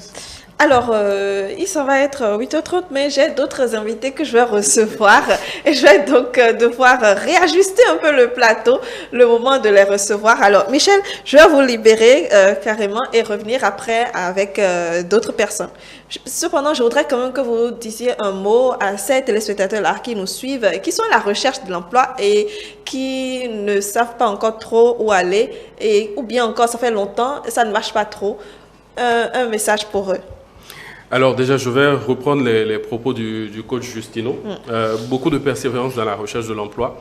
Une remise en question permanente, puisque c'est de ça qu'il s'agit. Il faut se remettre de manière permanente en cause pour savoir si le problème ne vient pas de vous-même. Et comme je l'ai dit tout à l'heure aussi, il faut rester dans une démarche qui est assez positive. Mais aujourd'hui, savoir que lorsque ça bloque, à un moment donné, il faut savoir se réorienter. Il faut savoir s'ouvrir d'autres horizons. On n'est pas forcé de faire ce qu'on a appris. On peut procéder à une reconversion, aller vers d'autres métiers. Aujourd'hui, il y a beaucoup de métiers dans le numérique qui attendent qu'on les prenne. Et donc, aujourd'hui, on peut travailler à une reconversion et s'améliorer. Mais le tout, c'est de continuer à apprendre. N'arrêtez pas d'apprendre, n'arrêtez pas de vous améliorer. Ne rejetez pas les expériences, faites autant d'expériences qu'il le faut. Et je sais que de toutes les manières, à un moment donné, la porte s'ouvrira et vous pourrez avancer librement dans votre vie. Merci infiniment, Michel Amadoudié. C'est un plaisir. Nous, sûrement qu'on va vous retrouver sur d'autres plateaux de la Cour commune. Vous êtes expert en audit interne. Je vous libère et je réajuste mon plateau et je reviens après. Allez.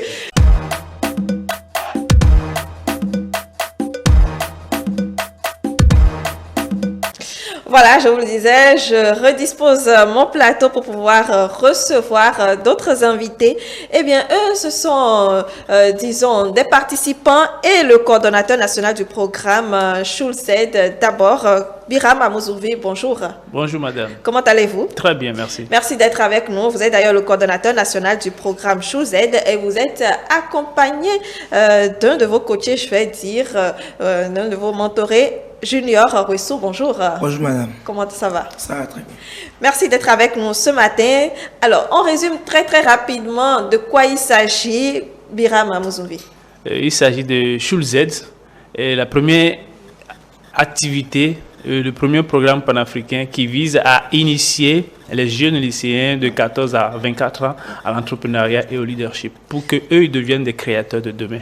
Très bien. Nous parlons donc de la recherche d'emploi. Ce sont des créateurs donc d'emploi de demain.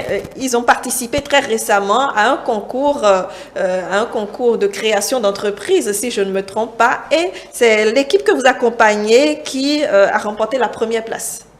Oui, l'équipe qui est là, qui est représentée par Junior Wissou, qui a remporté le premier prix et va représenter le Bénin au Maroc à la phase internationale. Très bien. C'est un concours d'idées de projet. D'idées de projet. Voilà. D'idées de projet. Alors, coach Justino, vous avez également eu un regard donc lors du déroulement donc de cette activité-là. Un mot très rapidement. Bien sûr, j'ai eu l'honneur de prendre part de façon très active dans le pilotage de ce programme au Bénin. Oui. Et il est pertinent de préciser que c'est un programme qui est développé dans 3 pays et le Bénin est heureux de faire partie de ces 3 pays qui ont été choisis sur le continent africain. L'objectif, c'est d'amener les enfants, depuis des cours secondaires notamment, à développer le leadership, l'entrepreneuriat, les soft skills. Et ça prépare par une formation dans ces écoles. Et nous remercions ces autorités, ces administratifs qui nous ont fait bon accueil. Et après, il y a eu la finale qui a eu lieu à Canal Olympia. Nous remercions l'équipe de Canal Olympia et tous les sponsors qui nous ont soutenus dans ce cadre. Oui. Et cette finale a accouché justement de l'équipe gagnante. qui est là, représenté par nos chers amis, et ils vont représenter le Bénin au Maroc. Au Maroc, dans les prochaines semaines. Bien entendu. Alors, je disais donc, c'est bien Junior Wessou. Alors, vous êtes élève donc à HTC CETIP, et c'est bien l'équipe de HTC CETIP qui est l'équipe gagnante de ce concours. HTC CETIP qui veut dire tout simplement le Centre d'études techniques et d'ingénierie de professionnalisation en hôtellerie, technologie et commerce. Alors, Junior Wessou, qu'est-ce que vous avez appris lors de ces quelques semaines de formation? Très rapidement. Lors de ces quelques semaines de formation, j'ai appris qu'un entrepreneur est d'abord quelqu'un qui à la vue d'un problème dans son environnement, par exemple, s'engage à créer une solution à ce problème pour aider la population et pour aider ceux qui sont dans son milieu de vie d'abord. Et pour pouvoir gagner cette compétition, on n'a pas trop misé sur nos talents intellectuels, d'intelligence, tout ça. Mais on a vu qu'un entrepreneur, il doit mettre toutes ses forces, il doit mettre tout ce qu'il a pour entreprendre, pour pouvoir aboutir à ses fins. Très bien. Et comment ça se passe, disons, l'idée d'entreprise pour aller au Maroc, c'est une autre étape. Est-ce que c'est en train d'être mûri? Comment ça se passait, les derniers réglages pour l'idée d'entreprise avant d'y aller? Oui, pour les derniers réglages, on s'y met vraiment, on veut vraiment représenter le Bénin et être fier du résultat que ça donnera là-bas. Donc pour cela, on est en train d'améliorer nos méthodes et tout ça. Tout ce qu'on a fait au plan national, on se dit qu'on fera le double ou même le triple du travail qu'on a fait au plan national. Très bien. Biram, à vos avis? Oh oui, c'est comme il vient de le dire, effectivement, c'est une fierté pour le Bénin. Et j'avoue que le jury a eu un très gros travail à faire. Ils ont eu du mal d'ailleurs à délibérer parce qu'il y avait beaucoup de challenges. Même le coach du Tino peut témoigner de ce challenge-là. Et effectivement, on a voulu miser sur une idée innovante et qui pourra apporter beaucoup plus de solutions. Voilà pourquoi leur solution a été priorisée par rapport à d'autres solutions. Est-ce que vous dévoilez la solution, mais vous voulez garder ça pour vous? Non, on va garder d'abord la solution. On va garder la solution. C'est une surprise. Très bien, parce que la compétition n'est pas encore finie. Non. Moi, je voudrais demander quels ont été les critères qui ont milité au choix de ces élèves-là. Merci beaucoup. Il était question de mettre en avant ce que les élèves ont appris d'abord en termes de culture entrepreneuriale, de soft skills, et en même temps comment mettre en œuvre une idée déjà identifiée. Donc tous ces éléments-là. Et en plus de ça, il y a l'innovation qui a été prisée pour faire la différence entre ceux qui existaient déjà et ceux qui veulent faire de nouvelles choses. Très bien. Donc voilà. Alors Junior Wessou, vous vous apprêtez donc, je suppose, coach Justino Vieira, comment vous les accompagnez davantage pour cette dernière étape? Pour cette dernière étape, le Bénin part pour gagner, pour être le premier sur le continent africain. Et tenez-vous tranquille, on va remporter ce pari. Là, tous les coachs sont mobilisés, donc on s'est dit qu'ils sont suffisamment encadrés pour les amener à développer l'oratoire, qui compte beaucoup, à développer la maîtrise, la prestation sur le podium, à développer également ce que nous pourrons appeler les soft skills, qui seront également notés, et au-delà de tout, la pertinence du problème, puisqu'ils sont en train de résoudre un problème, ils sont en train de résoudre un vide social. Et quand des jeunes collégiens sont en train de le faire, c'est à ovationner, c'est à applaudir et vivre Chouzet. Très bien. Merci beaucoup. Donc, on fait une petite pause et on revient.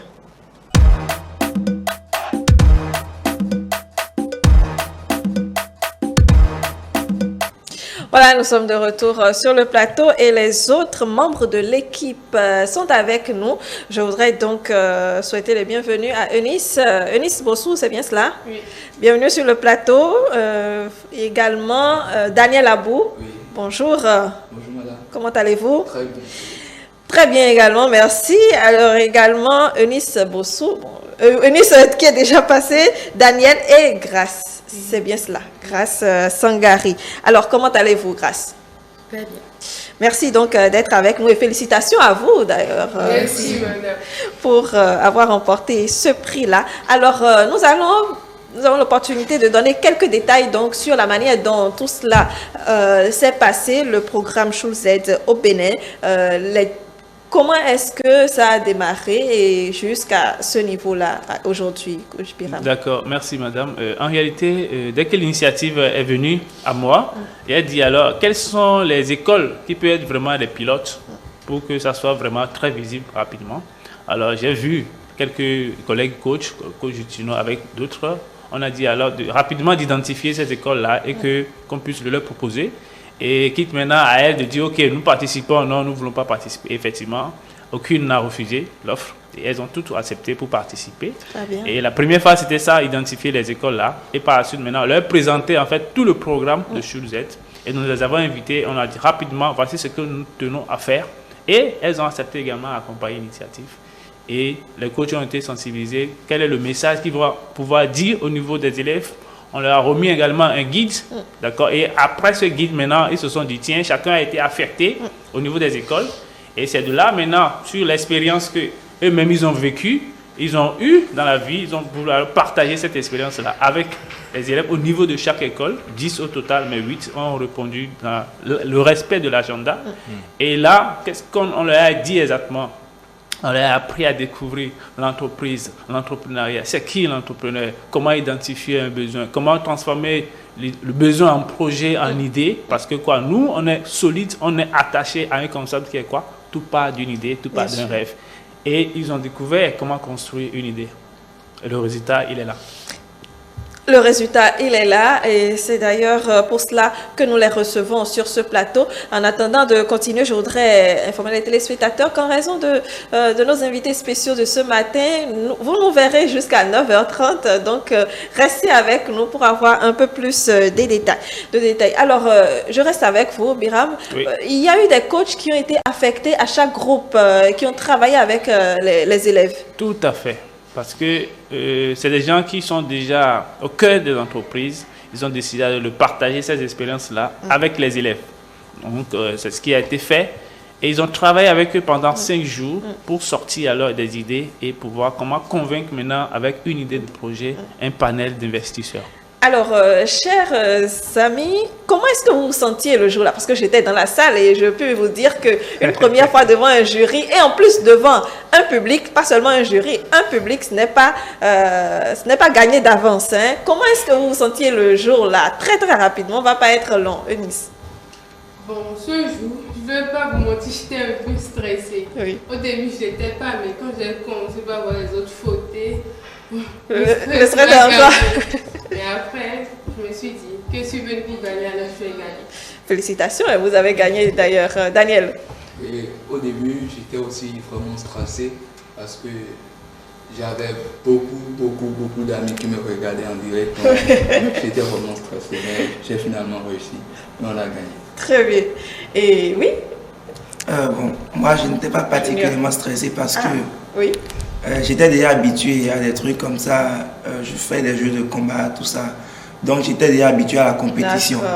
Mais arriver sur le podium, c'était un autre monde. C'était un autre monde. C'était un autre monde. Mais on a pu gagner et je remercie tout le monde pour cela. Eh bien, grâce. Oui, quand on est arrivé, je ne vais pas mentir, j'étais stressée aussi. Mais le coach nous a demandé de ne pas nous éparpiller, de garder notre calme. Ça m'a permis de me calmer et de présenter correctement. Très bien. Et qu'est-ce que vous avez retenu? C'est vrai que Junior le disait tout à l'heure pour sa part. Et vous, juste une phrase de ce que vous avez retenu de primordial pour durant toutes ces semaines de travail avec vos coachs, Eunice. Bon, ce que j'ai retenu, c'est que l'entrepreneuriat, d'abord, l'entrepreneuriat, ça part d'une idée pour aller vers un profit. D'abord, l'entrepreneur, c'est quelqu'un qui identifie un problème dans sa communauté et le règle, trouve une solution, le propose ce qui est d'abord abordable à lui-même et à sa communauté. Très bien, très bien. On ne va pas répéter la même chose. Ah bon, oui. Autre chose. Bon, j'ai retenu beaucoup de choses par rapport à l'entrepreneuriat, comment entreprendre et comment développer les idées pour aboutir à un résultat. Un résultat. Oui, bon, Junior était déjà passé, grâce. Bon, j'ai retenu que avant, j'avais pas du tout d'idée du concept de l'entrepreneuriat, mais avec les coachs, j'ai compris qu'on part d'un problème et qu'on débouche une solution qui sera favorable à notre environnement et à nous-mêmes. Très bien. Et le Maroc, c'est pour combien? C'est dans combien de temps? Justement, on devait partir le 10. D'accord. Mais là, j'ai demandé à l'organisateur, l'entrepreneur Z, de nous permettre, parce qu'il faut en même temps demander à d'autres partenaires de se joindre à la danse, également de mobiliser plus de ressources. Et ils nous ont accordé jusqu'à fin mars. C'est-à-dire on doit bouger le 31 mars et revenir le 7 et le 8 avril. Très bien. Alors, oui. Je voudrais demander à Maroc, qu'est-ce qui va se passer de façon concrète? Là, à quoi ils doivent s'attendre? Oui, justement. Là, ça va être encore une autre compétition. Il y a d'abord le roi du Maroc qui nous accueille très, très chaleureusement. Et on est très pressé d'aller là-bas. Mais c'est normal. C'est une compétition qui va challenger les gagnants que voici du Bénin, les gagnants du Cameroun et les gagnants du Maroc. Donc 3 grosses équipes. Oui, donc chacun viendra avec son idée. Et si en temps il y a des concepts ou bien des prototypes qui étaient développés, donc chacun va l'exposer pour qu'un autre jury va maintenant apprécier. Mais avant ça, on a prévu un bootcamp de 5 jours. Il y a même des coachs de sport, de brain gym, et en même temps, vraiment beaucoup de choses pour que ces jeunes-là, quand ils vont revenir là, vous allez sentir qu'ils ne seront plus les mêmes. Alors, quand Justino, je le disais, vous avez travaillé avec eux, il y a eu beaucoup d'équipes qui ont participé donc à cette compétition. La phase finale au Bénin a mis en compétition donc 8 équipes, dont la gagnante ici ce matin. Les autres, qu'est-ce qu'elles deviennent, ces équipes? Mais les autres équipes, le travail se poursuit sur le terrain. Le travail se poursuit de la plus belle des manières. Aujourd'hui, nous avons la chance, nous avons le gain d'installer des pépites entrepreneuriales. Oui, c'est le terme approprié. Des pépites entrepreneuriales dans le collège, et l'administration de ces collèges, de ces unités d'enseignement ont pris la relève, sous notre supervision bien entendu, parce que les coachs déployés auprès de chaque collège continuent de demeurer les coachs du collège. Donc l'objectif, c'est de travailler avec ces collèges, concrétiser leurs projets. Aujourd'hui, nous avons, la preuve, elle est là, nous avons des élèves qui parlent entrepreneuriat. La philosophie, c'est d'instaurer, d'enraciner les élèves dans l'entrepreneuriat à la base. Et nous avons 4 personnes par équipe, mais la vision, c'est que tous les élèves de chaque collège soient des entrepreneurs. Absolument. Et c'est possible, parce que être entrepreneur, c'est être créateur d'emploi, puisque nous parlons de l'emploi. Donc, l'aventure va se poursuivre, peut-être officieusement, avec la collaboration de ces autorités, des chefs d'établissement, et nous allons concrétiser ces projets. Nous aurons maintenant des coopératives dans les écoles. Et il y a déjà une école, je prends l'exemple du sujet Segbeya, le directeur qui a déjà détaché et a prêté un espace du terrain pour accueillir le projet de ses élèves, la culture de tomates. Donc c'est dit que le projet a commencé, et pour aller au Maroc, je fais bien l'intervention de M. Biram pour faire un appel aux sponsors, un appel aux partenaires. Venez soutenir ce projet, c'est soutenir également les élèves, c'est soutenir le Bénin qui sera représenté au Maroc. Très bien. Alors, lors de la dernière phase, la dernière fois, il y avait quand même les autorités qui étaient présentes, c'est-à-dire donc le projet est accompagné par les autorités béninoises. Oui, parce que si justement on ne le dit pas, c'est être un tout petit peu ingrat, d'accord? Et ils ont compris ce que nous voulons faire. Et petit à petit, ils se mettent dans la danse. Donc, on n'a pas peur de leur accompagnement. C'est juste que ça vienne à temps pour pouvoir régler beaucoup de instances. Les instances. Très bien. Merci beaucoup à vous. Un mot quand même à l'endroit de nos téléspectateurs. Et pourquoi pas de tous ceux qui vous soutiennent aussi pour cette dernière phase-là au Maroc.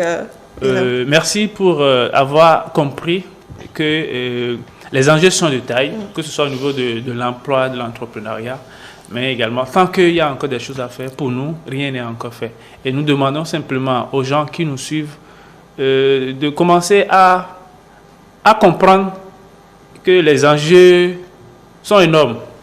Et nous, aujourd'hui, si on ne s'engage pas très vite, nous n'allons pas résoudre ces enjeux-là. Et que nous invitons simplement les gens à nous accompagner.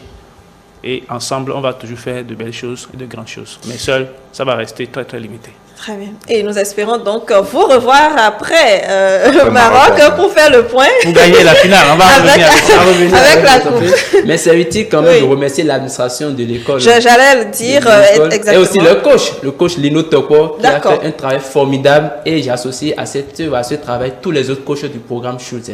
Très bien. Merci beaucoup. Et j'allais dire que le directeur donc de l'établissement HTCC type Télésport, si je ne me trompe pas de nom, nous le remercions également. Il a accompagné les élèves pour disons, parler davantage de leur projet ici ce matin. Merci infiniment pour votre déplacement et on vous dit bonne chance. Bonne chance. Il y a un slogan qui veut Schulz, devenons des leaders et créateurs de demain. Alors, le slogan, c'est quoi? Que vous n'avez pas oublié. Ensemble, développons des leaders et créateurs d'emplois au Bénin. Alors, on y va donc très très rapidement. Schulz, ensemble développons Ah, mais vous n'êtes pas en cohésion là, hein? Je m'inquiète. Bon, ok, toi tu tournes pour que ça soit lisible par tous. Alors, vous lisez? Ensemble. Ensemble, développons des leaders et créateurs d'emplois de demain. Voilà. Normalement, je pense que le slogan doit être en tête, surtout que vous allez représenter le Bénin. Donc, s'il vous plaît, permettez-moi de vous retrouver dans les prochaines semaines, d'accord, avec une certaine fierté de vous avoir reçu ce matin. Merci beaucoup. Merci. Biram Amouzovi. Vous êtes le coordonnateur national du programme Schulz et je vous dis bonne suite et bonne préparation. On se retrouve très très bientôt.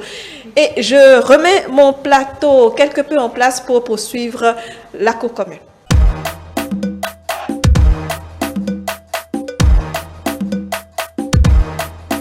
Voilà, nous poursuivons donc jusqu'à 9h15. Jusqu'à 9h15. Nafissatou, bonjour. Bonjour Brunel, amis téléspectateurs, bonjour. Vous allez bien ce matin? Ça va très bien. Alors, nous avons reçu des messages oui, également. Nous avons quelques messages. Ils nous disent comment ils ont décroché leur premier job. Oui. Nous allons commencer par celui de Emmanuel Tovirunji. Un jour, j'étais à la maison et un ami est venu me voir. Il me propose un travail de gérant dans une buvette à Porte-Novo. Du coup, j'ai pris le numéro du promoteur et je l'ai appelé le lendemain matin. On a parlé, il m'a demandé si je peux venir à Koutongbe et je lui ai dit oui le jour-là et il m'a engagé. Très bien. Donc, un premier boulot dans la gérance d'une buvette. L'essentiel aussi, si ça vous fait vous épanouir, c'est aussi ça. Il ne faut pas rester campé sur ces positions, on l'a dit, sur ce plateau. Un autre message? Celui de Cléta Moussou. Mon premier emploi, j'étais tranquille à la maison, mais dans mes réflexions, quand on m'a appelé pour me faire une proposition, je n'ai pas hésité. Il est heureux. Wow. Pourquoi vous avez... C'est autant facile? Trop facile. Ou bien peut-être qu'elle n'a pas tout dit aussi. Peut-être qu'il n'a pas tout dit, c'est sûr. Le message est très très court. C'est sûr. Puis ça, c'est trop facile. Donc, trouver un job, c'est si difficile que ça. Non, pas si difficile. Mais moi j'estime toujours qu'il faut montrer de quoi on est capable. À moins qu'on ait des bénéfices de faveur. Si c'est des liens de parenté, c'est mon père, ma mère, mon oncle, ainsi de suite. Mais il faut qu'on vous sente capable. C'est ça. Il faut démontrer ce qu'on sait faire. Bonjour le plateau, j'espère que vous portez bien. Pour mon premier emploi, j'ai eu l'annonce sur les réseaux sociaux et j'ai postulé. À la suite, on m'a appelé pour un entretien. Du coup, je suis partie. Des questions que vous-même vous connaissez m'ont été posées. Quelques jours plus tard, j'ai reçu un appel pour l'embauche. C'est ainsi que j'ai eu mon premier emploi. Agréable journée à vous. Le message nous vient de Alif. Très bien. Les messages sur les réseaux sociaux, les offres d'emploi sur les réseaux sociaux. Je pense que c'est la source. Exactement, c'est la source pour beaucoup de personnes pour avoir les offres d'emploi. Mais également, on disait, les réseaux sociaux sont également des plateformes pour, disons, créer son profil, mettre, disons, se faire une visibilité, c'est ça. Bien sûr. Communiquer sur son savoir-faire. Puis je l'ai dit, pour reprendre mon mot, communiquer sur le bon. Si vous ne communiquez pas sur le bon, vous consacrez le mal. Alors les réseaux sociaux sont aujourd'hui des interfaces bien appropriées, bien adéquates pour montrer votre savoir-faire, même si pour des recrutements sérieux, on ne se tape pas forcément sur votre profil. Le profil peut intervenir, mais ça c'est pour renforcer, mais le principal n'est pas le profil. Tout le monde, même le nul, tout le monde peut se donner le visage qu'il souhaite sur les réseaux sociaux. Donc a priori, c'est bien, c'est vrai, mais ça souffre de quelques faiblesses, de quelques insuffisances. Alors, ça me fait penser qu'il faut quand même avoir, disons, une certaine positivité. Est-ce que c'est une positivité? C'est-à-dire l'image qu'on donne sur les réseaux sociaux est importante. Une certaine image sur les réseaux sociaux, parce que quand quelqu'un veut vous recruter, il peut aussi faire un tour sur votre page Facebook ou bien LinkedIn pour savoir comment est-ce que vous vous structurez, quelles sont les choses que vous postez, par exemple, sur votre page. Bien sûr, parfois, à travers les réseaux sociaux, vous créez le besoin de recrutement. Parce que l'entrepreneur ou bien le chef d'entreprise n'a pas besoin, n'a pas une place, il n'y a pas le vide. Mais à force d'être constamment en contact avec votre profil, ce que vous publiez, il s'efforce, il crée le besoin de vous recruter. Donc, à travers les réseaux sociaux, vous placez, c'est comme un marché, vous venez placer votre savoir-faire. Mais faudra-t-il encore que lorsqu'on parvient à vous toucher, à avoir accès à vous, qu'on voit ce que vous publiez, qu'il y ait la constance, qu'il n'y ait pas un déphasage entre ce que vous publiez sur les réseaux sociaux et ce que vous-même vous êtes réellement. Celui qui publie tout le temps des articles, et vous le prenez à un entretien, vous voyez qu'il a un français approximatif, mais tout le temps c'est lui qui publie des articles. Et ici, tout faisant croire que c'est lui qui écrit. Oui. Donc on estime qu'il doit avoir un certain minimum, une certaine capacité oratoire. Oui. Mais quand vous le prenez, vous vous rappelez de lui, vous voyez qu'il a du mal à livrer son latin, ça crée déjà le déphasage et ça crée le dégoût. Les réseaux sociaux, c'est un couteau à double tranchant. Oui. Ça peut vous nuire, comme ça peut vous avantager. Donc, il faut faire. C'est vrai que beaucoup ne se basent pas sur ça pour vous recruter, mais ils font quand même un tour pour voir un peu l'image que vous donnez, votre image sur les réseaux sociaux. Donc, si vous n'avez pas une bonne image sur les réseaux sociaux, ça peut vous nuire, voilà, tout simplement.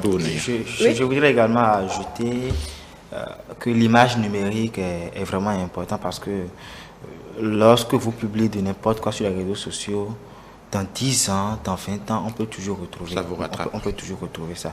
Et donc, si aujourd'hui on est jeune, on pense que c'est le moment de prendre du chicha, de la cigarette, de filmer, de poster sur Facebook, sur Instagram et tout. Ça peut rattraper.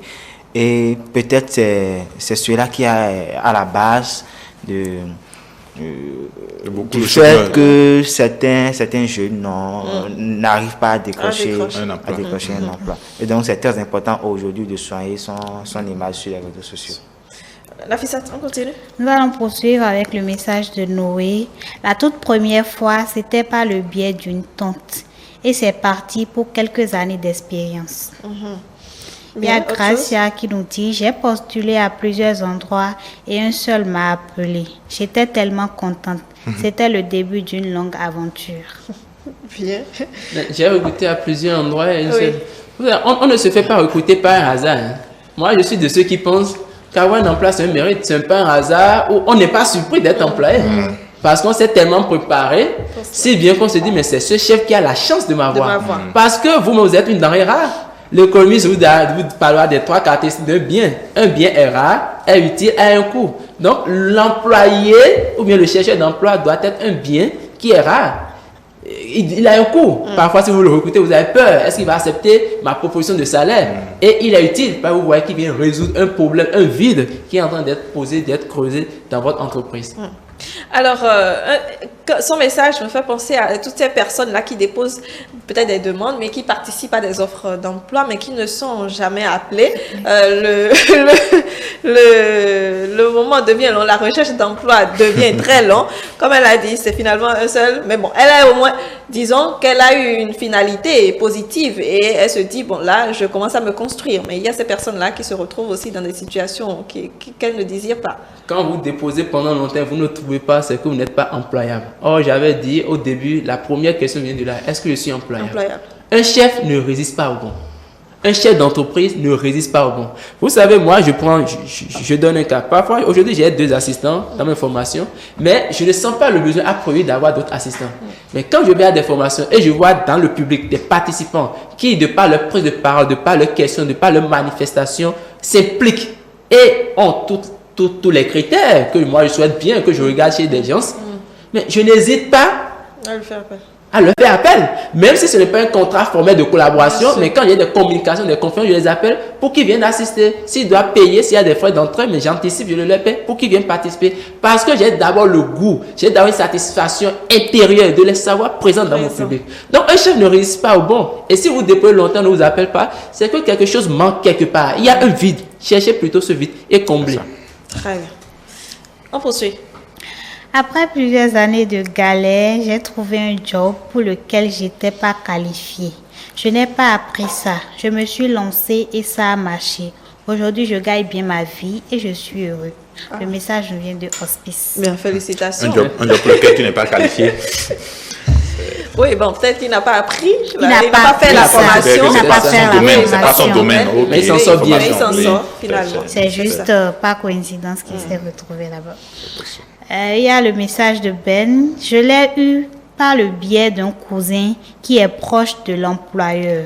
Je peux dire que c'est une affaire de connaissance. Bon, les connaissances marchent aussi, hein. C'est aujourd'hui, c'est contournable aujourd'hui. Quand vous recherchez un emploi, les connaissances sont incontournables. J'ai l'honneur, ça reste sur la table. Mais quand il y a connaissance, ça passe plus vite. Ayez de bons réseaux, on l'a dit. Le dernier message est une préoccupation de Adimi Tonlali. Oui. Bonjour, j'ai essayé de vous joindre, mais c'était pas possible. J'aimerais demander si un peu d'éclaircissement sur le nonisme. Mais il y a un autre qui nous dit qu'il aimerait savoir s'il est qualifié, s'il n'a pas totalement, s'il a la moitié de ce qu'on veut, la capacité. Est-ce qu'il peut postuler pour cet emploi-là? Il demande ça au coach Vieira. Si on l'appelle et qu'il n'a pas toutes les qualités, est-ce qu'il peut postuler quand il voit les annonces? Est-ce qu'il peut postuler tout en sachant qu'il n'a pas toutes les capacités pour cet emploi-là? C'est vrai, lorsque vous prenez un avis de recrutement, il y a le profil. Il y a le profil qui s'appuie sur les aspects techniques. Mais il y a les atouts. Il y a les atouts. Dans atout, on peut dire savoir parler l'anglais. Dans atout, on peut dire savoir conduire. Dans atout, bref.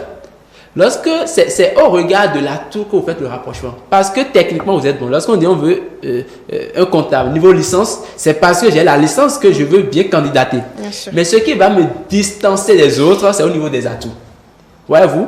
Maintenant, au niveau des atouts, je fais une situation, je fais le point. Est-ce que je réponds à tous les atouts? Est-ce que j'ai tous les atouts? Ou bien, en évaluant, c'est à 35%, c'est à 40%, c'est à 60%. Dans tous les cas, on cherche le meilleur. Et ça peut vous amener à être le candidat recruté par défaut. Parce qu'à défaut du meilleur, on prend l'approximatif. Donc, ne pas avoir tous les atouts, a priori, ce n'est pas un péché, mais vous pouvez vous retrouver sur les bancs s'il y a un autre candidat qui performe plus que vous. S'il n'y en a pas, bravo, le poste est à vous. Mais vous devez chercher justement à vous perfectionner, même si vous gagnez le poste. Très bien. Alors, oui. Nous allons poursuivre avec la pensée du jour. La pensée nous vient de Lionel Jospin. Trouver sa place dans la société, c'est d'abord avoir un emploi.